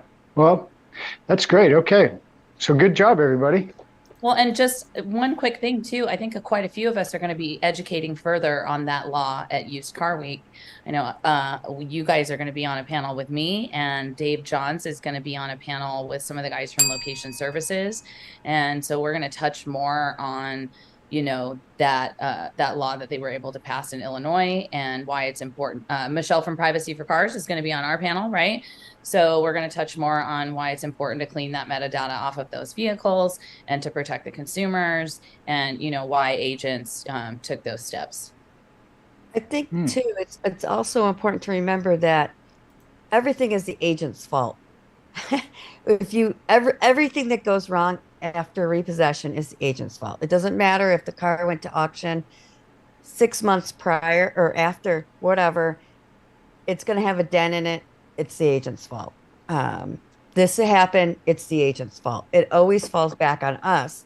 So the more that we can do to mitigate the complaints coming in and to protect the consumers, because as they said before, it's a chain of custody. We're going to be able to know from start to finish, when we let go of that vehicle, it's only been in our possession, and when it left, it was wiped away. So I think this is huge for all of us in the repo space that Illinois started this path. And what Darcy said about that is always the repossessor's fault, no matter what. You know, that's true. We see the claims that come back, and I shouldn't even say this, but so far we have not seen any claims from the privacy, you know, the data not being cleared. But I really feel like it's just a matter of time before some attorney gets a hold of that. And now we got this whole new thing that we're going to be dealing with, because it always comes back to these guys, no matter what. And Ty, if you don't mind, I'd like to add some, let me switch hats here. Let me wear the IRA hat for 1 minute, right? I don't know how much of your audience really appreciate how hard it is, the work of the people that you see here on the screen, to the point that the consigners of IRA decided to license a database to just keep track of all the laws that you have in state by state to manage repossessions. These people need to live through and manage day-to-day compliance with those things. And the fact that they're taking on yet another thing, I think is just remarkable. So again, I don't know how much your audience really appreciates how much more complicated it is to not just to move a car, but to do it in the context of a repossession. And again, I think that this is something that definitely the consigners at IRA are paying a lot of attention to. Awesome. Oh, well, that makes, the consignor probably would be interested in that too. I didn't even think about that. Good point. Wow. Hey, Vaughn, does that mean, are you guys, so maybe Georgia or another state, have you guys started talking about maybe trying this as well? Yeah, this is something that has been talked about for the last couple of years. Oh, okay. Illinois, of course, has just led the way with getting this bill passed. Okay. It's going to take a lot of work for this to go through the other states, but they've set some precedent down. We think we got a pretty good foundation to move forward throughout the country. Wow. Yeah, a lot of the states are looking at having their own individual lobbyists now too. And obviously that's a huge expense. So we have to have the commitment from the members, and, so it's a ton of work. But I think all of us are ready to dig in and kind of make that happen, across the board. Well, right. Because I think last time we were talking, this is an interesting conversation, but there hasn't always been an association in every state. It's something like that, right? And there's still states that aren't. Yeah, we still don't. Currently, we have 15 state associations that represent 16 states. The Carolinas is our first multi-state association. And so we do have a few states currently that are working on getting established too. So, you know, we're hoping by the end of the year, we're going to be looking at more like 20, which is really significant considering, you know, when I started at Texas ARP, like almost 4 or 5 years ago now, there were 3 state associations. So this movement has been huge and it's been super significant to the industry. I mean, we always appreciate like what ARA does, but it would be virtually impossible for them to offer a 50-state solution. I mean, they would have to have 50 people working at home office instead of, you know, just a few. So they've been super supportive, working in conjunction with us and supporting us as you know, as our national leader. But the states really have kind of paved the way for, you know, more individual change for all of our markets in our space. So if somebody's watching this and they know they're in a state that doesn't have an association, I believe you're the contact, right, Bryanna, for that? Yeah, I mean, we do have a huge group now, so there's a ton of people that can help. I've always kind of been the unofficial liaison to all of the states, but Darcy's husband, Todd, who's the president of Indiana, has been a huge help. He's taken a huge part of the burden off of me. The guys from A.I.R. in Illinois have been a huge help. I mean, you can always call, you know, if you don't know any of us, you can always call ARA. They'll point you in the right direction, you know, connect you with other agents in your market. But yeah, I mean, between the 15 current state presidents, I mean, any of us are willing to sit down and help. Great. Okay, so this is a law that we passed. Now we should slide over to industry news. I noticed Jay threw something out there about transporters coming on a lot in the COI. Is that what it was? Where did that come from? Who started that? Well, would you like me to tell you that? Yeah, tell me. Yeah, right, there you go. Yeah, take it away, Renee. Okay, so it's actually, most insurance companies have always required this, but not always enforced it. But as litigation has changed over the years, insurance companies want to be sure that they're not paying for something that they should not be paying for.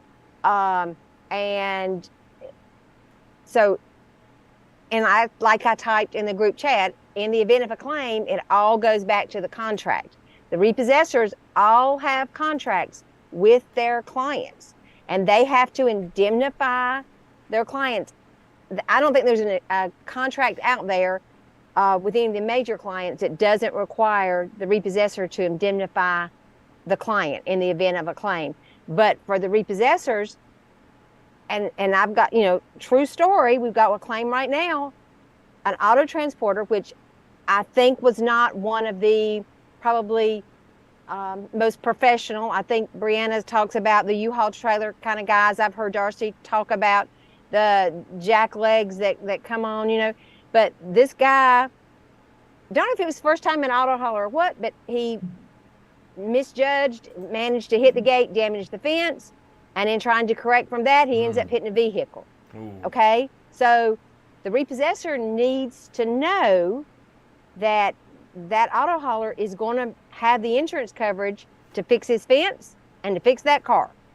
And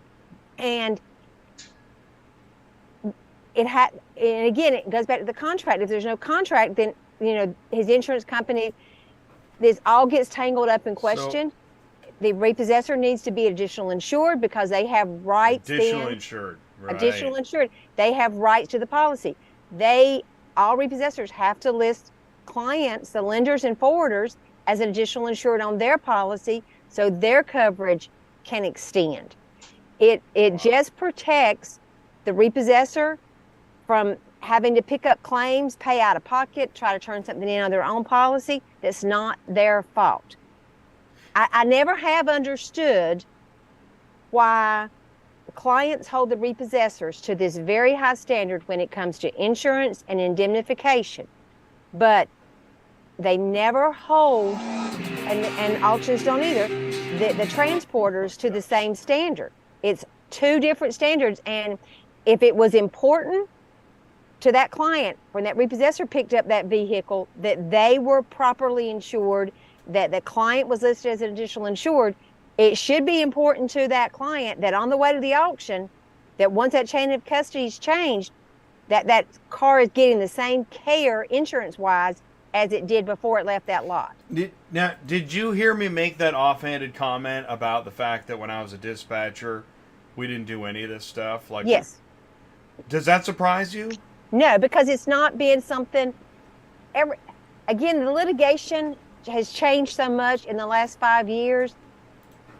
Everything is changing, and what was supposed to be is now being kind of, it's like it must be done, and for the repossessors, with the issues in the auto transport world, there's not, the auctions are sending not professional auto transporters to their lots. Right, they're showing up too, exactly. And so repossessors need to be protected just like the clients need to be protected. And John made a point in the chat. I mean, it's not even just them damaging our gate, our collateral, our staff, our facility. It's, if we don't have a staging area outside of our lot and they have to come onto our lot to get collateral to transport, and they slip and fall and, throw out their back or break their leg or, worse, I mean, they need to have coverage for that, right? Because this isn't something that the repo agents are going to take care of, is their medical bills and whatnot. So these transporters must be insured. They must follow the rules. They must sign the site entry agreement. They must provide a COI with us listed as the secondary insured. And that it's just professionalism. I mean, it's not an outrageous request. No, that's the thing. I'm not saying it is, but having been in the dispatch office, Ty, are you hearing what they're saying?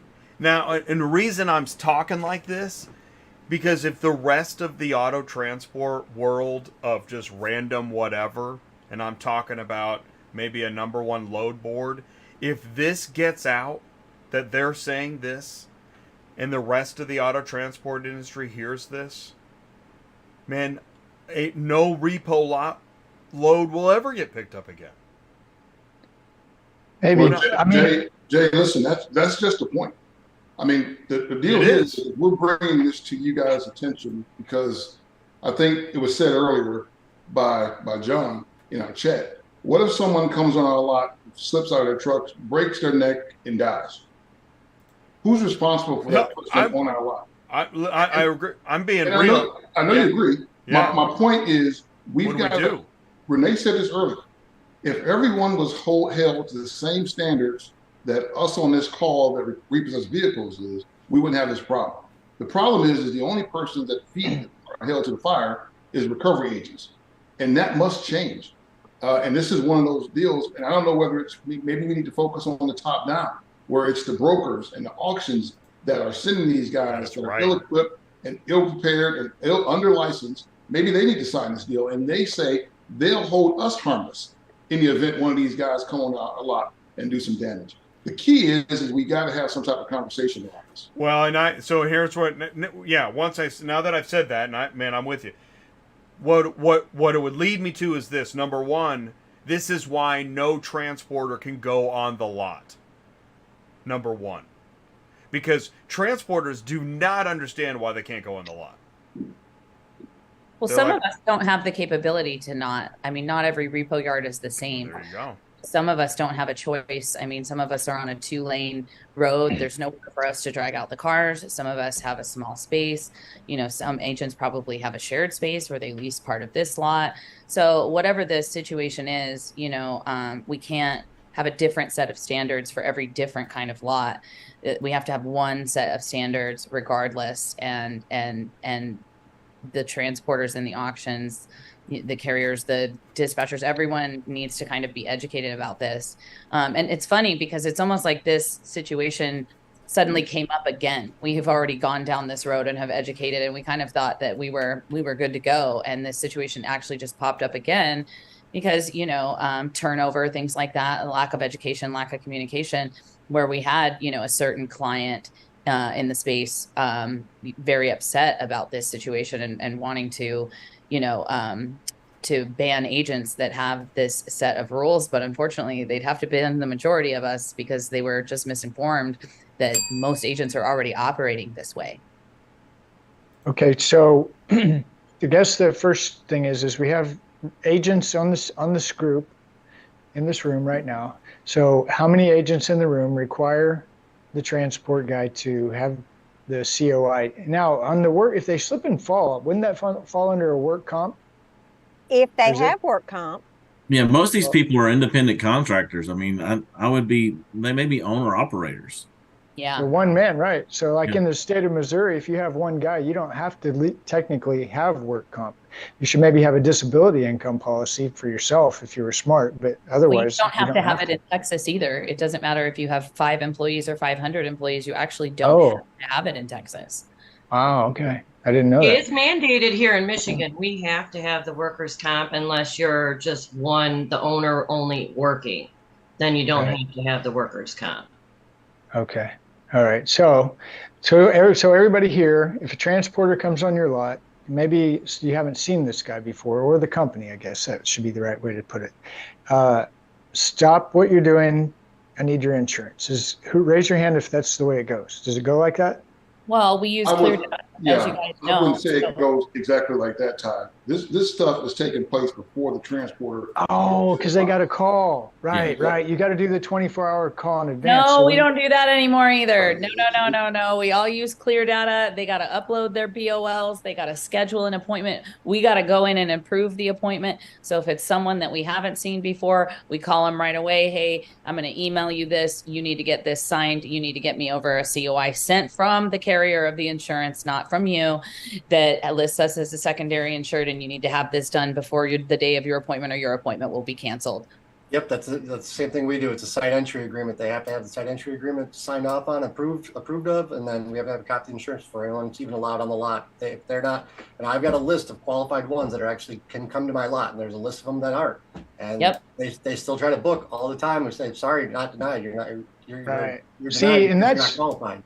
I'm kind of leaning more towards Vaughn on this one because, one of the things that I always thought was annoying when I owned trucks was knowing that there are guys out there doing the same thing I'm doing that aren't paying the same things I'm paying for. And one of them might be insurance, disability income, who knows what else, that they're not paying for. And they're somehow able to slide in under here and to take all the business or some of it. And I just thought, that doesn't even seem right. But so to me, it clears out the raft. What? A lot of us on here are doing a lot of our own transports as well, but not every client, will allow that. I mean, there's a handful that, they have contracts with the auction for their lane. And so, we just are incapable unless we sign up through the auction, which, let's be honest, those fees are a little bit lower than we're accustomed to when we're transporting things. So, but yeah, a lot of agents do ask for the first right of refusal on transports. Do we always get it? No. And it's not that we're trying to take jobs away from, the carriers that are out there trying to book loads and make their way in their business as well. It's just that it also limits this entire headache of the post-repo process for us. And then things that we seem to see here in Georgia, it's almost as if the order gets handed from one broker to another broker to another broker. So it could be like 3 times that thing's exchanged hands before the individual shows up to transport the vehicle. We see the same transporter for different companies. He's just for hire. So it gets complicated. Contracting an entirely different third-party company. So they think they're covered when they make the appointment, but unfortunately they're not, because they aren't covered under that person's insurance. So we need their insurance as well. I want to go back to ClearData for a second. Is that this is one of my jobs, is to point out to many, this ClearData is as obvious as, plain as day. But too many, I guarantee there's somebody watching live right now or on demand. They have no idea what ClearData is. Can you clear that up and tell us what ClearData is? Who hasn't spoken yet? Dave. Yeah. Yeah, Dave. I bet anybody here can tell us what ClearData is. Come on, Dave. We're transporters. We don't know. Yeah. ClearData is a post-recovery program that was designed by ClearPlan, what used to be pre-recovery program. What it is, it basically lists everything that happens in the post-recovery process, and it also allows on our website to post a link that transporters and the debtors can go on, and they can book their own appointment time right off the calendar. Right. And when you It say also helps program, it's a software. Yeah, and also Isn't helps. an app. It also helps. I mean, it's an organizational tool. It helps us verify their identity, right? So, like, we don't take calls from consumers anymore to book an appointment, right? We give them the instructions on how to book their own appointment. So they have to put in the last 6 of their VIN that verifies their identity, right? So that we don't have some third party calling to make an appointment saying that this is their car, and then they show up and the ID doesn't match. So it really is a phenomenal organizational tool that helps us manage appointments at our lots better, because a big issue in the repo industry is staffing, right? And it does take staff to release these vehicles. And some of us are releasing 30, 60, 90 cars a day, depending on how many repossessions that we do. So, and that includes, not just the transports, but the redemptions for consumers. And then, we still have personal property appointments as well. So it helps us stay organized. It helps us verify everybody's identity. It helps us make sure everything, all our I's are dotted and our T's are crossed before whoever it is comes to pick up that car. So do you think that there is a significant percentage of transporters that are not clear on how the ClearData process works and why it's in place? I created a video that anyone that tries to book an appointment with us, I send them the video with the site entry agreement at the same time that shows how you can go to our website, how easy it is to book the appointment, or even just try to qualify vehicles. So I mean, not even with picking the vehicle up, if they just want to contact our website just to see if they can qualify the vehicle, it'll already you'll already have pictures of it, so you're gonna know if it's got any flat tires on it, does it have keys, does it run, is it operable, inoperable. And at the same time, if we've got some sort of blocker that's on there for, no trunk access, or there's no glove box, or something that's stopping that vehicle, a redemption hold, whatever the case might be, it'll stop them from allowing them to even book that appointment for that vehicle, so that they can maximize their loadouts for their entire run. Well, that's pretty cool. You made an instructional video. Mm-hmm. Really, that's a great idea. That really is a great idea. Yep. I could see more of those, in place. I don't say these things just because it's fun to say. I literally don't think there's a lot, or literally think there are a lot of transporters that have no idea what you're talking about. Any transporter who picks up from a repo lot knows what ClearData is, but do they pretend sometimes that they don't know how to do it or don't want to do it, or are very confused? Yes. So we also made like a PDF pamphlet for transporters that we hand to them that, has the step-by-step instructions as well, because let's be honest, a lot of our transporters don't speak English. So we just took kind of like snapshots of, do step 1, step 2, step 3. So we do make it very clear. It can be a little bit of a learning curve for transporters who have never used it before, but ultimately it makes everybody's life so much easier, because also there's it completely gets rid of the printing of paperwork, right? So they upload their BOL, everything comes on our iPad or our tablet or whatever everybody's using. They can literally sign right there, like right on the tablet, so we don't have to print out a bunch of papers, scan a bunch of papers back in, and then destroy a bunch of papers at the end of the day. So it's a great tool. And you guys have had, a long time ago, you guys had Jordan on the show as well, and Jordan was one of the founders of ClearData. Yeah. Well, and that was helpful. That's actually why I have a foundation of understanding, because Jordan was on the show. But Ty, go ahead. Well, I got a question. So now we've established when before you get there, Vaughn, thank you. Vaughn points out, hey, this happens way before they show up, right? So, okay, so one of the things that I don't know if Vaughn said it, but do auctions post repo cars on load boards?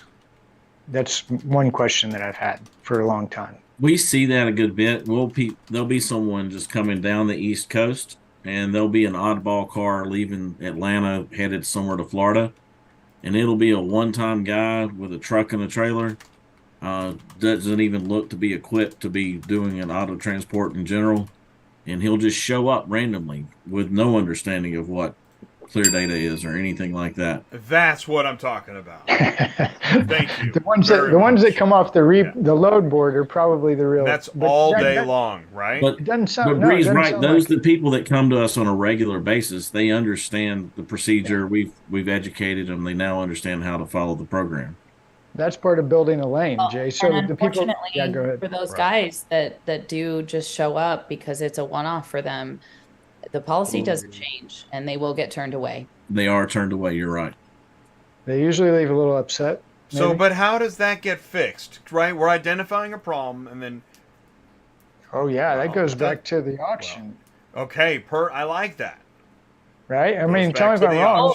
We have told all of our clients, so even if it's a client we don't do significant volume for, the post-repo process is something that we educate them on. You know, even if I'm doing one car for a client, they're always going to sign a contract too.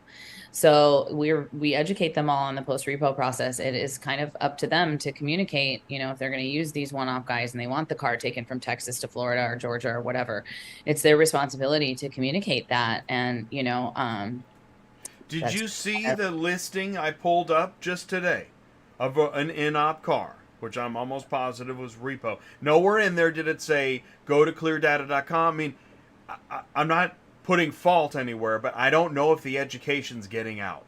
That's that posting was in ClearData. The dispatchers and the auctions. Well, but if I didn't know any better, I wouldn't know what that's trying to tell me. I mean.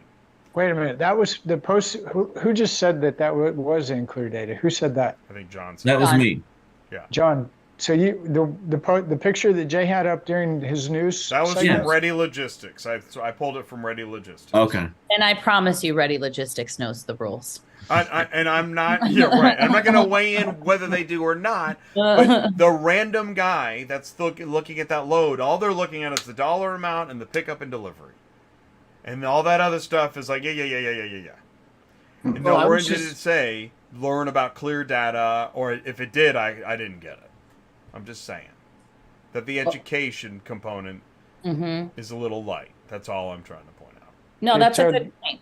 That's a good point. Maybe that's something, you know, we can all get together and address with these auctions and the clients too, because, you know, we don't want to be jerks. We want the cars off our lot. Just because I am doesn't mean I want to be. Yeah, right. And so we want the cars off our lot, right? Like we want that spot. I can't put another repo in that spot until that spot is empty.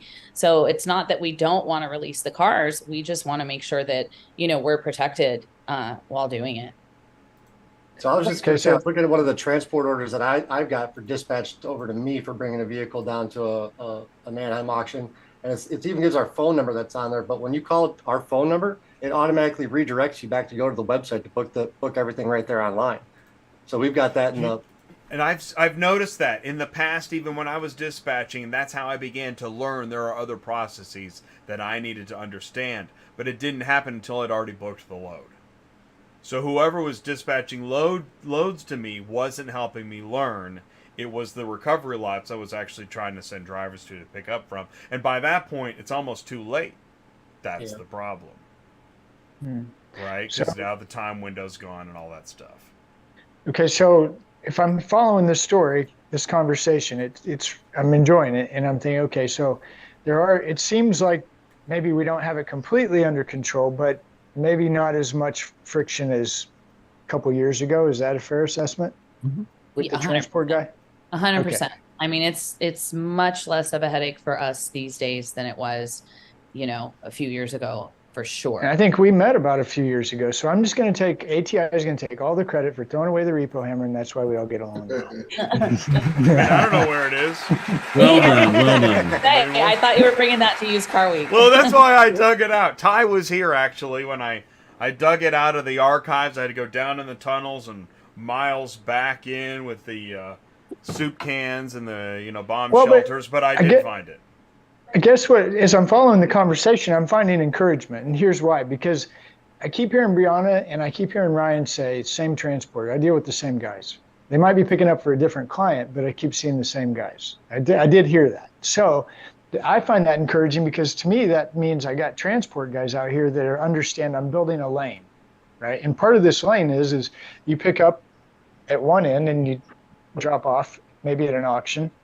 Hey, by the way, what was that trick question about cars going anywhere Oh besides yeah, an how auction? many What was that cars about? go to the dealership after getting picked I've never up? heard that. Me neither. Or the bank. Somebody in the live chat said the bank too. Take it to the bank? So we Like have you go to the teller? Well, we have a couple of credit unions we work for that has their own lots, so we drop the cars off there, and then I mean we're not like dropping it off in front of the bank, but they have like an area that's secured, and we have a couple of local dealers that we also return the cars to them, and they just turn those cars right back over. They don't go to auction. We have an actual larger client too that requires us to take them right to the dealership after we take it in and process them to just drop them off at the dealership, the closest one to us. So I thought I had read that actually Oh. dealers couldn't do that though. No, Is I that a think I state figured it law? out. No, it's a ACV backlot cars. I bet $1. Why else would it go? Because remember that they do the online auction, ACV backlot car. I'm thinking of the You bank. drop it off at a dealer, and they come through ACV backlot cars, and they have an auction. I thought it was the bank That would couldn't make take it back sense. after repossessed because otherwise it'd be a conflict of interest. No? Okay. I don't know about the No, bank. might have We're dropped it. just transport But guys I do guessing. want to say this. The pain of getting a certificate of insurance, okay? I don't want it to be a pain, but it is a pain. It isn't a pain. I know. Not at Harding Brooks. It's like, you know, All you gotta it's like do having a is- party. It's like But at some bad? insurance, at some of those other guys, they shouldn't be insured with those other guys. well, I then. agree with you. This gets into many guys will take whatever insurance will actually take them. Tell me I'm wrong, right? That's true. But there still should be a customer service person there. Oh, I know there should be. There should be. I should have a I need pony. a copy of my But COI. I have spent lunch hours trying to get a certificate of insurance and ring in the phone. It's crazy. My point is. But that goes back to what Vaughn said. Let's go back to reality. Because they need to be held to the same standard that we're held to. Mm-hmm. We And can't Jay, have I know you second guys class want to move insurance. on. John, sorry, I didn't want to interrupt you, but Jay, I know you guys want to move off this point, but it's very important. No, let's stay. For the clients that may be on this call. Yeah. The end game here is for us not to hold on to these cars and cause a delay at the gate for these cars getting sold. We understand they want to move their cars and get them sold. And we also don't want the transporters thinking that we're trying to hurt the guy, the boots on the ground who's just simply trying to move a car for a couple $100. The problem is we have to make sure that we protect the agents because for far too long, I'm not going to turn the claim to Renee just to make, our insurance is everything we have. There's agents that lose their insurance. We have got to protect our insurance at all costs. So somehow we got to shift this responsibility to the folks that are, and I hate to say it, but the auction is going to have to figure out a way to educate their transporters. Yeah, What the industry has changed to, which is ClearData. I'm thinking the same thing. Not only the load boards and the auctions and the brokers, whoever's listing loads and working with the transporters probably needs to drag some of this bad information out into the light. Hey, we got Rich, the auction guy. Well, there we go. Well, he's in Houston. Yeah. Well, and we Sorry. just did all the states and ARA and the other national organization AFA and the Eagle 20 group. We actually did just put out a press release. I sent it to you guys for to review it before this show, but it's available on CU Collector. I'll make sure I get you the link. But we did put out a press release talking about this very topic and educating on it. It doesn't go so much into ClearData and stuff, but it does go into why we are requiring the COI. And to Vaughn's point, we can't just go get insured with any guy down the street, right? There's 3 carriers in the entire country that write the kind of insurance we need. And I can tell you that some of the people on this call, their insurance policy is as expensive as a house every single year. We don't have insurance policies that are, 20 grand a year or 12 grand a year. They're more like 20 or 12 grand a month sometimes for some of us. And so if we have multiple claims, we can become non-renewable and then we're out of business. And she speaks the truth. Yeah. Well, and that's why I point these things. I mean, yeah, actually, Ryan, we're here. It's in the live chat. Me and Brian just live chatted each other while we're in this group setting. We need to learn each other's technology. That's why I'm going to get a ClearData button is that I don't think enough transporters know what ClearData is. Just as when we say car hauling mobile app, seems like more people now know what that is. But we have to learn each other's technology. And I don't know where is the place to... Well, yeah, actually I do. That's a trick question. But it's just like learning the port system. How does a transporter learn what goes into picking up and delivering at the port? Usually while they're sitting there waiting at the port, losing their mind. Does it have to be that way? There's no real good overlay solution for all of this. I mean, you're talking how do the auctions talk with the lenders? How do the auctions then talk with the transporters? How do the transporters talk with the repo lots or wherever else they got to go pick that up? There's no overlay solution that's there right now. So we need to sit here and actually learn each other's technology and create some communication that's going on there so we can help smooth over this ecosystem that's rolling, because we're all living in our own little bubbles right now thinking that we've got all the great technology that's right in front of us, but we're missing out on everything either before or after to get to that point. So we don't, and that's where that delay comes in. You know, 1 day here, 2 day here, for everyone's technology turns into 2-3 weeks at a time. That, you know, we end up sitting with a car, right. The lender's not mad, or lender's getting mad at the vehicle's not getting to the auction. So, you know, how do we smooth over this ecosystem? And I've thought about this a little bit.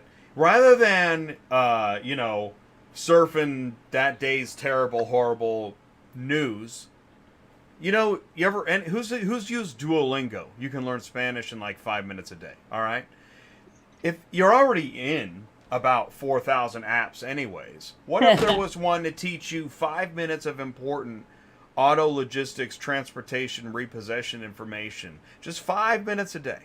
And then you can get back to all that horrible news out there, but just 5 minutes a day to learn things you didn't know in transportation and logistics. It's a crazy idea, but it just might darn work.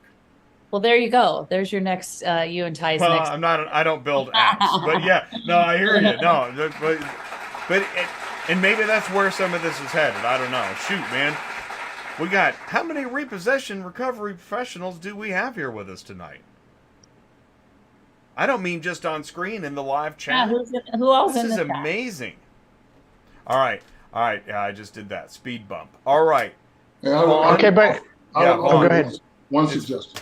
Maybe I don't know you guys' business, so I don't know how a guy books a load. But maybe and this is something, once again, to Ryan's point, we have to get out of our own bubbles and collaborate with one another on the software side. Maybe when a truck guy who's just waiting for another load, he looks at a load, oh, there's one in Houston. Maybe when he goes to select that load, there's a button that says this location requires ClearData. And that way it'll stop it right at the gate. You know, something like that will fix that problem. Because they don't have to learn the entire deal. But if they're going to grab that load for them to move forward, they have to click on that they understand they have to do a clear plan registration. Well, yeah, and I think, see, Jay, a lot of times, if I hear Jay on Thursdays, right, sometimes people put a car as a load to go be picked up, but don't really want anybody to know that it's at a repo yard. Is that right, Jay? On your dispatching live on the load boards? Unfortunately, do they do that? And I know Vaughn is here. I got to be careful, but it is true. Is that I really do. I don't know what the techniques are now, but when I was dispatching, they did anything possible not to let me know it was a repossession load. Wow. It was. Right. I don't talk about making note. Let's talk about this Thursday, because I think Vaughn's on to something. I really do. Yeah, I agree. I like it. Here's the thing: if it popped up, ClearPath's repo or repo something that they know, right there, I think you'd see a lot of it. Wouldn't you, Jay? Maybe. Yeah. No, and it's an interesting idea because, and me and Sue talk a lot about when you're searching for loads, simple ways to identify what you're looking at quickly. And one of the things that's been added on Central Dispatch is an orange broken engine. Thank you. That's way easier than trying to read in-op. In-op. So yeah, so you could have a little red stop sign with a ClearData or whatever, and that would be amazing. Yeah. I like it. Wow. I had a thought. Yeah. Jay, can I ask you a question? What are the top 3 reasons why someone would pass on an opportunity to transport a vehicle from a repo lot? What are the 3 roadblocks that are typically seen? Darcy. Darcy's got it. I know everyone's like, me. Darcy. I was just going to say something on that topic before you said it. Here's the thing. Repo lots are not going to allow we don't allow wedge trailers. And that's because the people who drive them don't know how to drive them. And they turn wide, they hit things. So we don't allow certain equipment. If you're coming for an in-op and you have a trailer, you have no way of loading that. And we're not going to take time out to load it for you. That's not our job. We expect the insurance. We expect an appointment. We expect you to come during certain hours. We have certain rules where if they're just going to go pick up from, say, a dealership that is sending a bunch of cars to auction, there's no rules. They can come any way they want. They can pick up any way they want. They can tow any way they want. But when they come to our lot, they don't have the proper equipment and they tow it improperly. It gets to the auction. It's damaged. The first person who's getting that complaint, the repo company. Because we have the better insurance. And then we have to prove we have a video, sense. We have photos, we have this and that, and it's always on us for the proof. And that is unfair. So that's why it's difficult. People don't want to pick up from us because they don't want to follow the rules. They want to do things their way, the cheapest way. And the auctions get what they pay for. If they want to pay cheap, they get cheap. And to add to Darcy, and I learned this by listening on one of the Thursday live dispatch with Sue. I learned this because I asked this question when she was talking about dispatching repos, and she made it really clear that they didn't like to do repos. And I'm like, but why? I love repos. Why don't you love repos? And she said, and I understand, but this is the whole point where this is so good, because auto haulers don't understand, because you have to make an appointment and you have limited time because you don't get paid to store that car, so you can't have somebody there all day long. Then on the other side, if that auto hauler is coming from ways away, they get tied up in traffic and they miss their appointment. See, that's not their fault because they got, but to get that communicated, and also because you guys can't always staff, especially a smaller lot, the phones, it's difficult sometimes to get through to people, so they can't call and say, hey, I got this issue. So, and they, believe it or not, think you guys have keys, and you just won't give them the keys and make it easy to load the cars. And I made sure, I said, nope, they don't have keys because the lenders won't let them cut keys. If the lenders would let them cut keys, it would be simple. To the lender. Exactly. It all goes back to so much of this goes back to the lender. Oh, brother. But we can't talk about that. So, all right. So here's the thing is that the question was top 3 reasons why I wouldn't book a repo, right? Is that right, John? I think it is. Yes. Yep. Okay. The appointment is probably number 1. And before I move further, I want to qualify what category of auto transport we're dealing with here. Is that because, as Ty likes to talk about, you want to set up a lane. For a guy that knows his lane and runs 100 miles, 200 miles, you have a better chance of working with them on a regular basis. But for the load sniper that is just looking for gold bars randomly, the moment you say appointment, they're like, oh, God, what do you mean appointment? I have no idea when I'm not going to be there at 2 o'clock. It's like when a resident says, yeah, I got a hair appointment, or pick me up at the airport. No, we're not doing that. We're not doing any of that because it can't estimate that and it gets into other problems. But also then, how bad is this in-op? That's one of the other things that's happened. We hear in-op, man, that could mean anything. Okay, it's just a flat tire. You get it there, the axle's missing. Forget about it. Okay, so no appointments, can't do in-ops, and then just all the other setting up, going in the ClearData and the thing is, here's the problem. You mean we could pick that up, or you got a used car I could pick up at a dealership in the middle of the night? Case closed. Give me the dealership car. Even if it's $100 less. Let's get out of town and let's keep moving. And that's kind of what happens in the dispatch office. Actually, I just gave you a conversation in the dispatch office. It's not pretty, but that's what happens. So, well, that's it. Okay. I'm just So gonna we've leave got it transporters. This is really good, though. I like what Vaughn's saying. I think we've got enough connections, enough context. We could at least bring it to somebody and they can say, yeah, we'll talk about it. Might happen in a year or two, but at least we could be a part of that, right? So next question I've got is how's the volume? Because I guess it depends on which news you read or watch or listen to, but some of the news I follow says the volume is ridiculous. The lots are full, end of the world, crash and burn, the economy's going to cave, Jesus is coming back, you name it. It's all happening this week. And then the other one is like, no, it's been really inconsistent. It's just a roller coaster. One day we'll be super busy, next day we're not. So here are the experts. What are we looking at? It's busy. The lots are full. A lot of agencies are shutting down their lots because they can't even fit any more cars on to their lot. And storage is one of the biggest issues that we're dealing with that is the clients leaving the vehicles on our lots for 30 days or more, and we can't even collect storage off of it. So not only are you losing money that way, but you're shutting your business down too. The client, I heard the client. I heard the client just a minute ago about what were we just talking about? The client? Does the client set the rates? Oh, the keys, that's what it was. Okay, so the client is using the agent's storage, their lot for storage. The agent's not getting paid. The cars at the lot are sitting there. The transport guys, some of them are figuring it out, starting to figure it out. I think we're getting a consistent flow. Is that fair to say off this conversation? Consistent flow. Okay, we've got the insurance, we've got the volumes. Sounds like Jenny's saying it's pretty steady high and the lots are getting full. And did I just hear you say that there are agents that are shutting their lots down? Mm-hmm. Yes. Yeah. Wow. Because it's too full. Well, shutting down for not taking in any more cars, which also then affects, our employees. And some of us are fortunate enough to have other lots and we can kind of reroute things or whatever. But imagine those agents that have a single lot, we can't intake any more cars. What do we do then? How do we tell our employees that they can't work?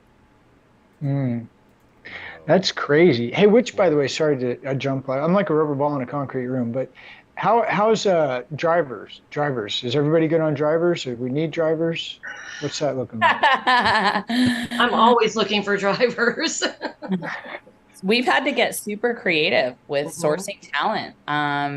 And let's be honest, not all drivers are created equal. I mean, we don't particularly like to hire, guys who only have experience wreck chasing because their foot's a little heavy and they're not accustomed to the fact that, that this is a marathon, not a sprint, right? Like we're picking up not wrecked cars that we can just drag back however and hurry up and go to the next one. Like we have to be very careful with our clients' collateral. And so, and it's dangerous, let's be honest, right? I think Vaughn ARA has a fireside chat coming up about, assaults against agents and how much they've increased. And hiring someone, you have to be pretty honest with them. Like, hey, look, this is a real possibility. You guys know that we just had a camera car driver that was shot recently and he wasn't even on an active repo. So, it's tough. It's tough to source and retain talent for not just our trucks, but for our, spotter cars, camera cars, and the office too, because at the end of the day, we are small businesses that are struggling with, increasing our rates. We have seen a lot of that in the last year, but our rates were stagnant for so long. And with the issue of inflation, our rates don't match the cost to do our business. And so there's kind of, and then the supply chain too. So it's great when you have an influx of agents, but then you can't find a truck to buy. So it's kind of a 3-point issue here with just sourcing and retaining talent. I got a quick question for you. Would you be interested in any transport drivers that maybe are trying to transition from transportation to repo? I seek out the transport drivers. I'm always trying to recruit transport drivers to get into the repo truck, along with Amazon drivers and Uber drivers. And Everybody. But you have to It's be a very great clear idea. with them. We're not hiring drivers, right? We're hiring agents. We're hiring investigators. We're hiring repo agents. So you won't just be taking a car from point A to point B. It is a little more complicated than that, but that is why we do take such good care of our agents, and they're very well paid. Well, that's what I was getting at, because I mean, a guy that owns a 1 ton and a 3 car, I'm sure he can make money and do fine. But at some point, if he's just got a load board and a dispatcher, his life expectancy is 1.72 years. Okay, I'll say that again. The guy with a 1 ton and a 3 car trailer, his life expectancy in his own business, owner operator, is 1.72 years. So I would think that would be a great candidate, meaning I don't know that the guy's bringing home 50, 100,000. I don't know what the guy's bringing home, but he's not bringing home enough because his business is about gone. So I would think if an agent, a repo agent, a driver, could probably do pretty decent making as far as income. Is that right? Yeah, but they're certainly not going to be working 9 to 5. Right, and that's why I mentioned the car transport haulers guy, because they don't work. No. 9 to 5 is just when they do, the arguing. It's a song. I think somebody wrote a song. The rest of the work happens otherwise. Okay, you're right. Ryan and John, I'm over here. The light bulb's going off. Do we need to show how appointments aren't a game ender, but aren't? It's not that hard to do. To me, appointments in the past have seen, it's like, oh, well, we're not doing that. But it sounds like you're saying the appointment's not that bad. In fact, it's helpful because easy. You can qualify your own cars. You can just schedule the appointment. All you have to do is there needs to be an education about how we got to do a Cars on the Move live. We really do. Demo. And it's not just one show. Yeah. That's another thing. When you said, well, Jordan was on the show, well, that was one time. This is why we get into repetitive cycles of information. Yeah, there has got to be a way to make more than one show about how appointments can actually help you instead of stop you from moving this vehicle. Okay, so we got the law passed for clearing data. Good job, everybody. Congratulations. We've got sounds like the volume's up. Carriers are kind of getting in line and understanding. I think we can help with that. I would love to offer ATI as a platform to at least help put out the information. It's not as hard as it used to be. That could be the name of the show. It's not as hard as it used to be. You guys have been great in connecting our two sectors of the industry. I mean, remember the first time I came on this show, it was like we totally did not understand each other at all. Not at all. Like now it's like, I mean, you guys have helped us spread so much education. I mean, thank you for that. You're welcome. Thank you. You're welcome. Not kicking us out. Well, yeah, and we're learning too, guys. We really are. And I think, I get excited when I talk to Darcy and Todd. I got to actually meet both of them live in Florida at the NARS conference. I mean, incredible people anyway, but then you start hearing the story, the transportation, hauling the cars in, out, everything. It's just really exciting. And I wouldn't be opposed to seeing more I think I ask this question all the time, but agents are kind of starting to think a little bit more about transporting cars. Is that true? Yes. Darcy's killing it. I mean, she's her and Todd have really figured that out. I mean, I think Darcy spoke about it a couple times, not just on your guys' show, but at industry events. They have got that system down. Yeah. Well, that's great. So I think it's working. Yeah, go ahead. I'm sorry. No, come on out and see us. See our moving things from all over the place. We're moving hundreds like we did at Bryanna's. Okay, I'm down with that. I'll get with you later. You or Todd. I sent you an email already. Oh, you did? Okay, awesome. Thank you. But you have to set an appointment. Okay. Yeah. I got ClearData, ClearPath. Well, so let's go ahead and say we're going to, Jay, you mentioned it earlier. I want to talk about it one more time real quick. November 4th, I believe it is.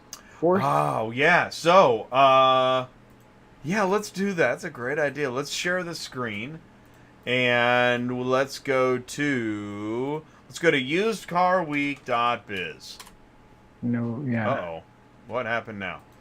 Oh, boy. Okay, click agenda. Let's go to Tuesday, November 7th. Is this what we're talking about? Yeah, November 7th. Yeah, what's November going on here? 7th. What we're going to do is we're scrolling because, man, there's a lot happening at Used Car Week. But on Tuesday, November 7th, Steps for Lenders to Improve Remarketing Logistics is happening at 11:15 a.m. Let's double check the time. 11:15 a.m. in Scottsdale, Arizona. And we're bringing it to the stage. Wow. Okay, so if you're watching the show live or on demand, and you've always wanted to go to Used Car Week, which, by the way, Used Car Week is an amazing event. Okay, and we're not being paid to talk about this. So we've been enough. No, we're not. We don't even work here. But I think you can go to that website and you can register to go as just an attendee. And I don't know what that dollar amount is, but pretty much I think everybody on this screen here is going to be there. Yes. Okay, so all of this group's going to be there. Then you're going to have some of our transport gangs going to be there. Then some of our auction gangs going to be there, and we'll probably have some dealer friends. So great opportunity. If you can find the time and the money to go, you'll get to hang out with all of us. And the earlier you register, the less expensive it is. So if you get in on that early bird registration, it's going to be a little less than if you wait. That's great. Good. Okay, I didn't remember that, but you're right. So and it's divided into conferences, just to be specific, because you want all access if you can. I know. Yeah. Yeah. Yeah, because it's like marketing, repo, auto finance. I think they added something else this year. Yeah. So there was over 3,000 people there last year. I would say it's a fair bet to say that there will be at least 4,000 people there this year.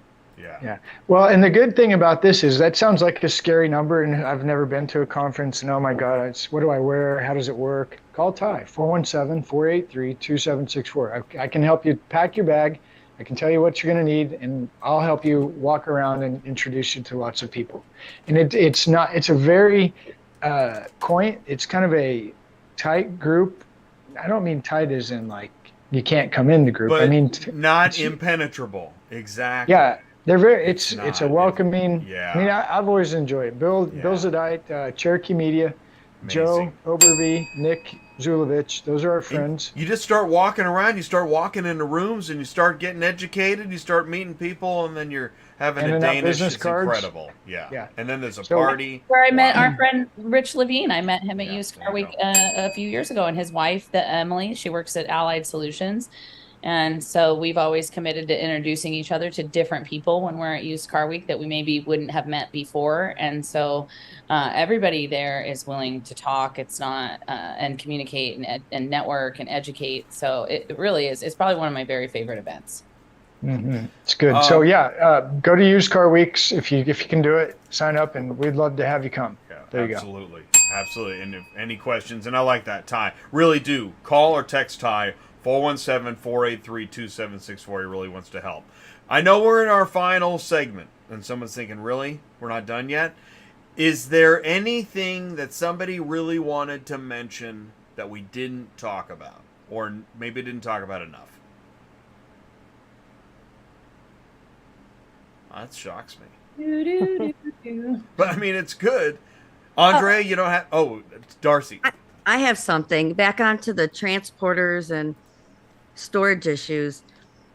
I'm finding that we get a lot of storage denials on the ones that we can charge storage because the lender or our client is saying that, well, the transporter said that you delayed the pickup because you wouldn't allow them on your lot. And I'm like, okay, well, I had 3 people call to set an appointment that never showed, or nobody called to set an appointment, or you didn't approve a key, or, like they showed up without the right equipment. And somehow this is my fault. And they're like, nope, denied, we're not paying. You can submit it like 8,000 times, but we're still not going to pay you. And because the auction says it's your fault. Again, always the repo. Wow. Well, fortunately, ClearData does keep a log for us, when we have to go in and cancel appointments because the transporters cancel all the time for various reasons. Yeah. Or just not show up, or show up 3 hours late and expect to still be able to get the car, or show up because they like, most of us have a VIN limit per half hour or whatever. So like, you know, they'll schedule 2 appointments back to back, but they won't actually be able to take that many cars at that point. And then they expect to be able to come back, you know, either after hours or whatever. And we don't play that, right? So, because we do have a staging area, and if I have to move that car back, I'm going to charge you for it. I like the well, can you just put it outside your gate? Oh. Yeah, just please put it outside your gate. Let it get stolen, and let the repo guy have to pay for the stolen car. Yes, please do that. Please do that. That is wild, isn't it? Right? But the carrier cannot understand why that's a problem.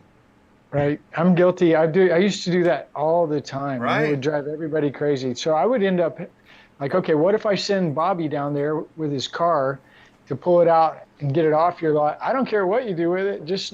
I'm not pulling it out, and I'm not putting it. I'm like, okay, well, send Bobby down and get it. But no, that's it. I've done that. Now I'm glad I don't do that anymore. And I've been a dispatcher on the phone with a driver saying, yeah, just tell him to leave it out, or leave it out. Leave it out. Car dealers do it all the time. That's the problem. They put the keys in the Coke machine and all that. Underneath the ashtray, the big ashtray out front. That's where the key is. And what's important, the important takeaway here is, again, of all the different, because I will ask, John, I'll say, and I've did a dispatcher training series. Boy, am I embarrassed. You know, of all the locations we could pick up at, dealer, auction, residence, man, we'll do anything before trying to figure out the repo lot. And when you're looking at a load board in that fashion, like, what are we going to... We just need 3 good paying cars. This is what we're up... And so I think the point is, back to you, Vaughn, is that, yeah, we got to figure out a way to educate. Listen, man, repo shouldn't be the last on your list. You know. We can do that. That's what ATI is here for. Yeah. Clients start paying storage, you'd be surprised how many employees we could hire. Yeah. Man, that lot. Ooh. He goes back to storage. Yeah, because that's a huge complaint. You're right. Is, oh, well, this repo lot's a pain because I can only pick up, you know, 3 hours a day or whatever. Well, that goes right back to, you know, us not getting paid for services that we're already completing, or these lower fees. And so when we are paid for the services we provide, then we can expand our staff, and we can, you know, expand our hours and be more available. I think most of the people on this call probably are available, you know, if not 4 or 5 days a week. But, you know, some of our colleagues that have smaller companies, they don't have the capability to, you know, be there 24/7 to release vehicles. It really is a communication issue. Well, and money though, isn't it? Right. Well, yeah, that's what I was just about to ask. Is if the load had an increased rate at a repo lot, do you think the transporters would prioritize going to that lot then? There is. That's what's interesting. The psychology of the price. There's a certain point where this thing's paying enough. Let's go for it. But we're still not excited. But we're going to go for it. But if there's enough bad experiences, the psychology of that price goes even higher. What I'd wonder then, though, is the lender or the bank already at a loss on this vehicle to where they're feeling so pressured to keep all the costs down that this problem's not getting any better? So I think the thing that's unspoken is that the bank don't see these expenses. Nope. It's hidden in the sale. So they just get the net proceeds of the sale. So they really don't know what they're spending for the transport of that vehicle to auction. Well, and let's just be honest, for the auctions, the transport isn't, you know, a revenue stream. It's not a you know, a hefty line item. They're looking at, they want to get that car there as cheap and fast as possible so that they can get paid for the remarketing of that car. I might disagree with that just a little bit. We'll table that one, but I've been doing some digging around on this one, and we're gonna have to have what we did with you guys originally when we brought you on, and we kind of had that little fight, and then we eventually got rid of the repo hammer. This is a topic we're wanting to bring some of our auction people in on, because we're wondering, who sets the rate? Let's start there. Well, yeah, who sets the rate on the transport? I can tell you it's not us. Yeah. There you go. I would suspect it might start with a C. Jay, where's your Ask Larry? Or you want the Ask what? Let's ask Larry. Sets the rate. Who does set the rate? Because, for instance, I had a company that I had dealt with for a really long time that has a lane for several clients, and they were amazing, and we had a really great relationship. Someone this year, when they rebid the lane, they lost that lane. Somebody bid them for cheaper, and the company that I've been having to deal with after has been sort of a nightmare. Yeah, well, I'm not going to say it. I think I know the answer. So what we'll do, Jay, if you make a note, we've got enough friends now that I think we could put together a show to get that answer. And I think it would be a good show because you could also talk about titles, you could talk about Recon, you could talk about Repo. We can bring some of our Repo friends on, some of our transport friends, maybe some title people. I mean, that could be a pretty cool show. I totally agree. Who sets the rate is also a big... if I ever say that on a Thursday, everybody's, they groan like crazy. Yeah. And I think Vaughn... Really, Vaughn's on to a lot right here. I'm listening to Vaughn. I'm watching him, paying attention. But there's a lot right here, just this part. So I want to personally say thank you, everybody. I really appreciate you guys. I know I'm not shutting the show down, but I do appreciate you guys a lot. Nobody go anywhere, but I just want to let you know. I'm not. I just want you to know. Say goodbye. So, Jay, you mentioned about the one. Used Car Week session, and you did kind of mention about David John is going to be on a panel, but I believe John Newberry and Todd and Jenny, I don't know if you're on that panel, but they're going to be on a panel for Used Car Week as well. Which day? I'm not on that particular panel. I'm going to be on the panel for women in collections and recoveries. Jenny is being honored this year. Go, Jenny. Go, Jenny. Recoveries. Thank you. So is Bryanna. She's being honored too for the 40 under 40. Oh, wow. Shoot. All right. Look at that. It's like an award show. There's a couple panels. So I think Dave Johns is going to be on the one with Jose Delgado from Location Services. He is. All right. Thank you. I didn't know where to go. The day before us. Oh, here it is. So on Monday at 3:30, Jose is having a repo transportation. I think they're still editing that because they have a few people that they're going to be adding. I was added last minute, so they haven't changed it yet. And then the state associations, the repo state associations are having a panel too, and I think that's going to be Todd, Darcy's husband from Indiana, and Lauren from Tennessee. Wednesday. Help me out here. It is Wednesday. Oh, there's Todd. From Repo Florida. Track Workshop. There's Repo every day at Used Car Week. Yeah, it's crazy. We didn't used to be such a large part of Used Car Week, but we've really pushed the issue that we are super important to this ecosystem and need to be included. Well, yeah. And I think I agree with that 100%, and especially the client, because I think clients are there, right? Yes. Our client partners, forwarder partners. Yep. So what? So it's nice to see perfect time. What do the clients need to know? How much time do we have left? Yeah, we don't have enough time for that. Starting a whole new show. Okay, I'm not shutting it down or anything. What are the clients? I really need to appreciate know? you guys. Yeah. I'm not shutting it. I'm not leaving, but I do appreciate you guys. Okay. The clients need to come to our panel and listen at Used Car Week. Yeah, the clients just need to communicate, and they need to be open to listening because, we can't have this mindset of, well, that's the way it's always been, because the way it's always been doesn't work anymore. And so, the repo people have stepped up and gone above and beyond clearly to help our space. So the clients need to realize that we're professionals and we're needed and we must be listened to. We're not whining or complaining. We really are just genuinely trying to educate and communicate on the issues so that we can resolve them together. Okay, so I've been saying, I kind of say this a little bit, and I don't mean it in a really negative way, but it sounds terrible. But I feel like if the clients maybe don't pay a little bit more attention, they could experience a train wreck that they may never have experienced in the past. Is that a possibility? Absolutely. 100%. Yeah. Because you got, and I say this like in private conversation, so you probably shouldn't say it live on YouTube, but I feel like the agents, so Repo, is kind of right about here, maybe, or here. Transport guys are like, I don't want to have anything to do with it. Auction people are just doing whatever they're told to do. And so at some point, they're like, the cars just aren't moving. Sorry. I mean, is that just crazy talk? No. It's a real possibility. Yeah, it really is. It's like going on strike without being a union. You know, You just can't get it done.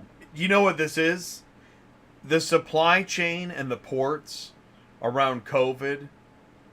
It got nuts. Actually, I just saw another aerial view of Panama Canal. There are 3 times more ships sitting waiting to go through the canal than ever before. Something crazy.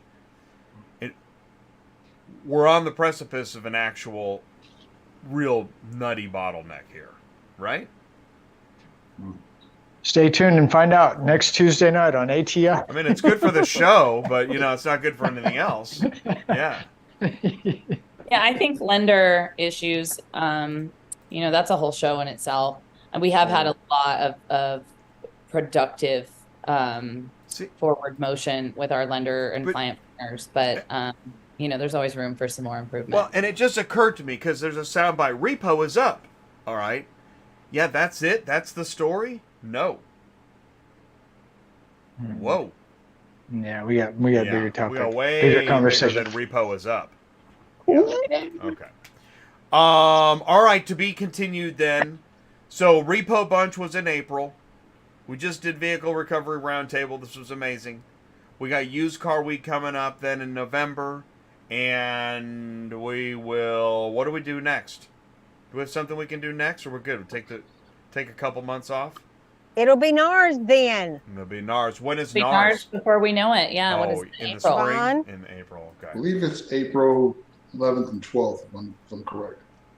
And that's going to be in Florida again. Here we go. ARA's having a bunch And of Tony Long. And Tony Long. That's right. Thank We you. know Tony. And ARA's you guys are having webinars. Maybe between the fact that we now know everybody in your backyard, if there's an opportunity for a video, a webinar, an education piece, let us know how we can help, please. I really think, touching on the use of ClearData and appointments and get, for you guys and your, the transport carrier side, I think that's super important, because you guys will be key in that, getting that information out. We could do that on a Thursday on a Dispatching Live. Ryan, we need to run your video. Yep, we can do that for you. That's not a problem. Yeah, let's do it. I emailed you a little demo there, too, that you can Let's test do a out. Go pick Thursday up a demo. DeLorean. Let's do it. Setting appointments is easy. That'll work. Be more than happy to do it. Oh, my God. We can change the narrative. What? Repos are easy. Repos are easy. Yeah, let's do it. That's the new logo. Repos are easy. I love it. Thank With you an so E much, and a Z. everybody. Yeah. Let's man. make post repo easy, because repos aren't always. Post. That's right. Post repo. That's great. We didn't even talk about equipment. That's why I love you guys. Seriously, we could just. You know what? I actually had a couple of agents that are listening in right now. Like, let's talk a little bit more about equipment, because Darcy touched on it, but really the issue is you have to know what kind of equipment you can bring to our lot, or what you shouldn't be bringing to our lot, because we're going to watch you attempt to load these cars, and then we're going to laugh and ask you to leave because you didn't bring the right kind of equipment, or what you can and can't bring onto an agent's lot, right? Like, we don't allow trailers and semis and car haulers onto our lot. It's impossible. So Can they load in the road? I can't remember. Mm-hmm. They So can load in the road. schedule, a non. I didn't know. Darcy just told me a new one I had never heard. No wedgies. Mm-hmm. Yeah. That's interesting. We'll talk about that later. But when I said equipment, I was thinking about your equipment. I'm telling you, The this stuff you guys have is nuts. Those license LRP, is that how you say it? LPR. LPR. That is crazy. You got to go see that live. Whoa.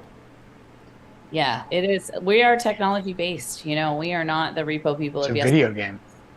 Yeah, I mean, chances are we might, once you if you are coming up for repo, we might know where your car is before.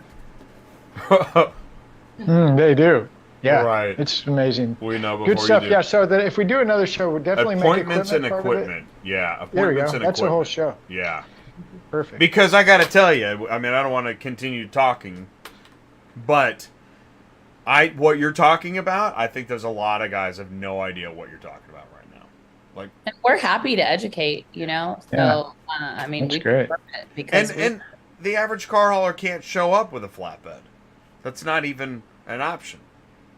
I mean, you know, they have a wedge trailer. That's all they have. Oh, I got a quick one for you. There's a I new buzzword coming around. See if anybody else has heard this buzzword lately.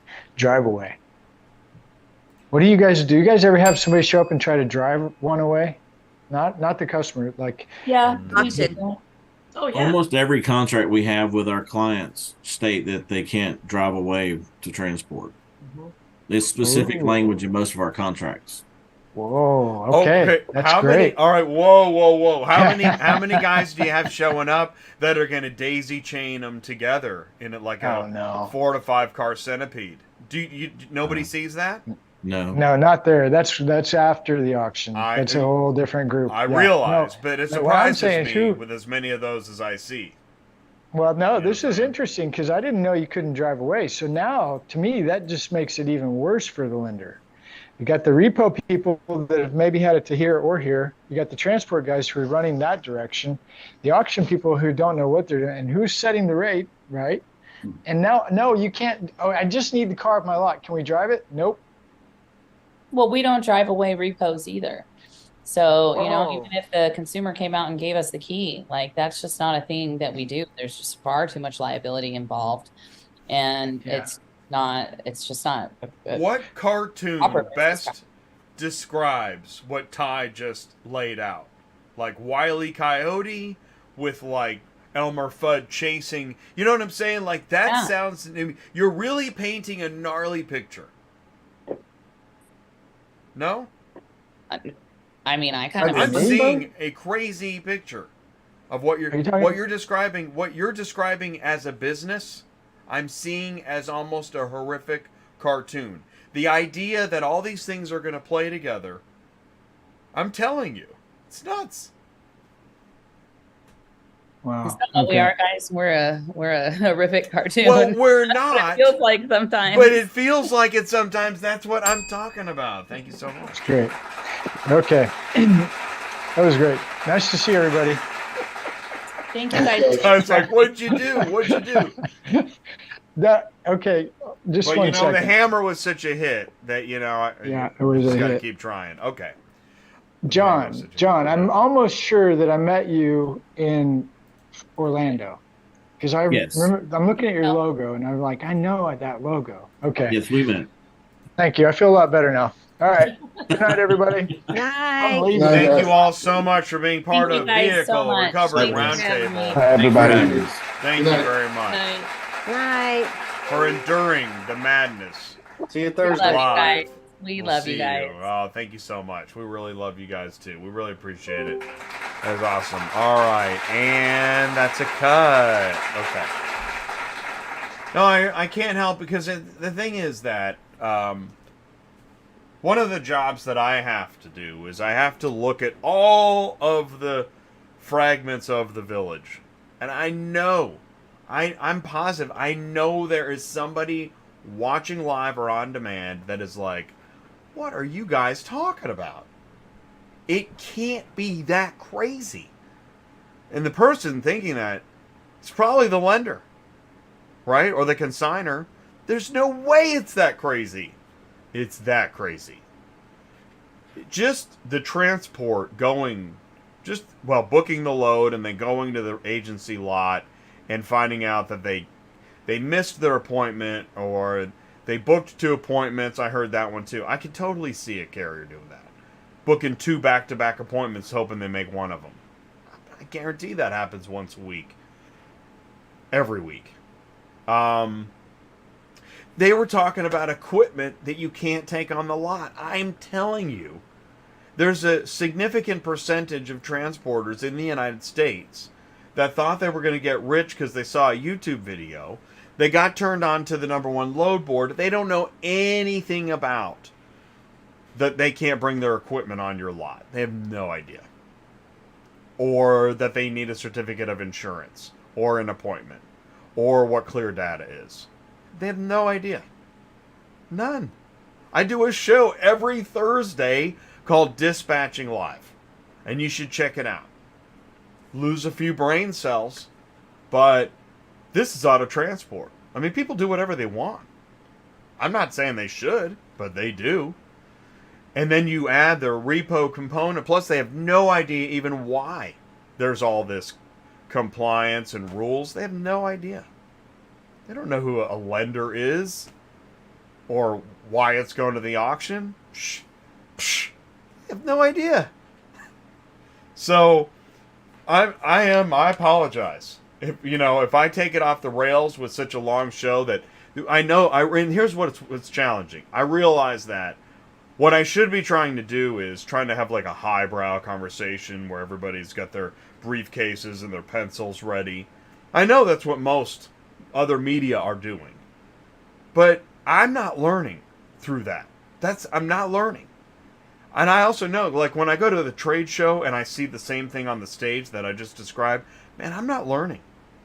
In fact, I'm look at next time you go to the show, this is going to hurt. Phew. Look and see how many people are on their phones sitting in the seminar workshop buying shoes and stuff. People aren't learning. Stop with the highbrow and the whatnot. We got to call it the way it is and explain to people what we're talking about. And somehow get the attention of whoever has all these cards and needs them moved. And I've read that the moment a repossession happens, they're already at a loss. Well, that sucks for all of us. Man, I don't know, dude. I don't know. It's ATI Auto Business. We ask the questions, we paint the gnarly picture, and we try to do it every week for you, for the ecosystem. I want to thank everybody for jumping in the live chat, saying hello. I want to thank AuctionVCommerce, Location Services, Transport Auto Quoter, Murphy Auto Transport, Super Dispatch, Rapid Recon, Auto Hauler Exchange, and everybody that was on the live panel tonight.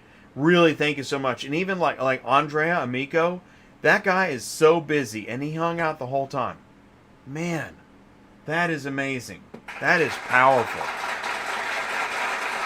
So if I got to take a couple shots so that, everybody feels like it's worthwhile doing, man, I'll do it week after week. I'm Jay, your host. Send me an email, autotransportintel@gmail.com. Thanks for the super chats and the martinis. It means a lot. And just seeing folks still here in the live chat is incredible. It's a dream come true. Thank you so much for being a part of it. We'll be back we're wrapping up August. We'll be back in September with more stuff. Still trying to, adapt and get ready for what's next. So hang with us. Join us Thursday. Dispatching Live. You want to round out the month right? Join us on Dispatching Live on Thursday. That is one crazy show. We're actually going to talk about, let's put the DL Thursday in the link. We're going to be talking about apps. Are there too many apps? Why does it seem like there's too many apps? Tracking, lots of technology stuff that it just isn't popular. We're going to talk about that Thursday on Dispatching Live. Please join us. A link in the live chat. Here comes the car hauler. Stay safe, everybody. We'll see you soon. Thank you so much. Peace out.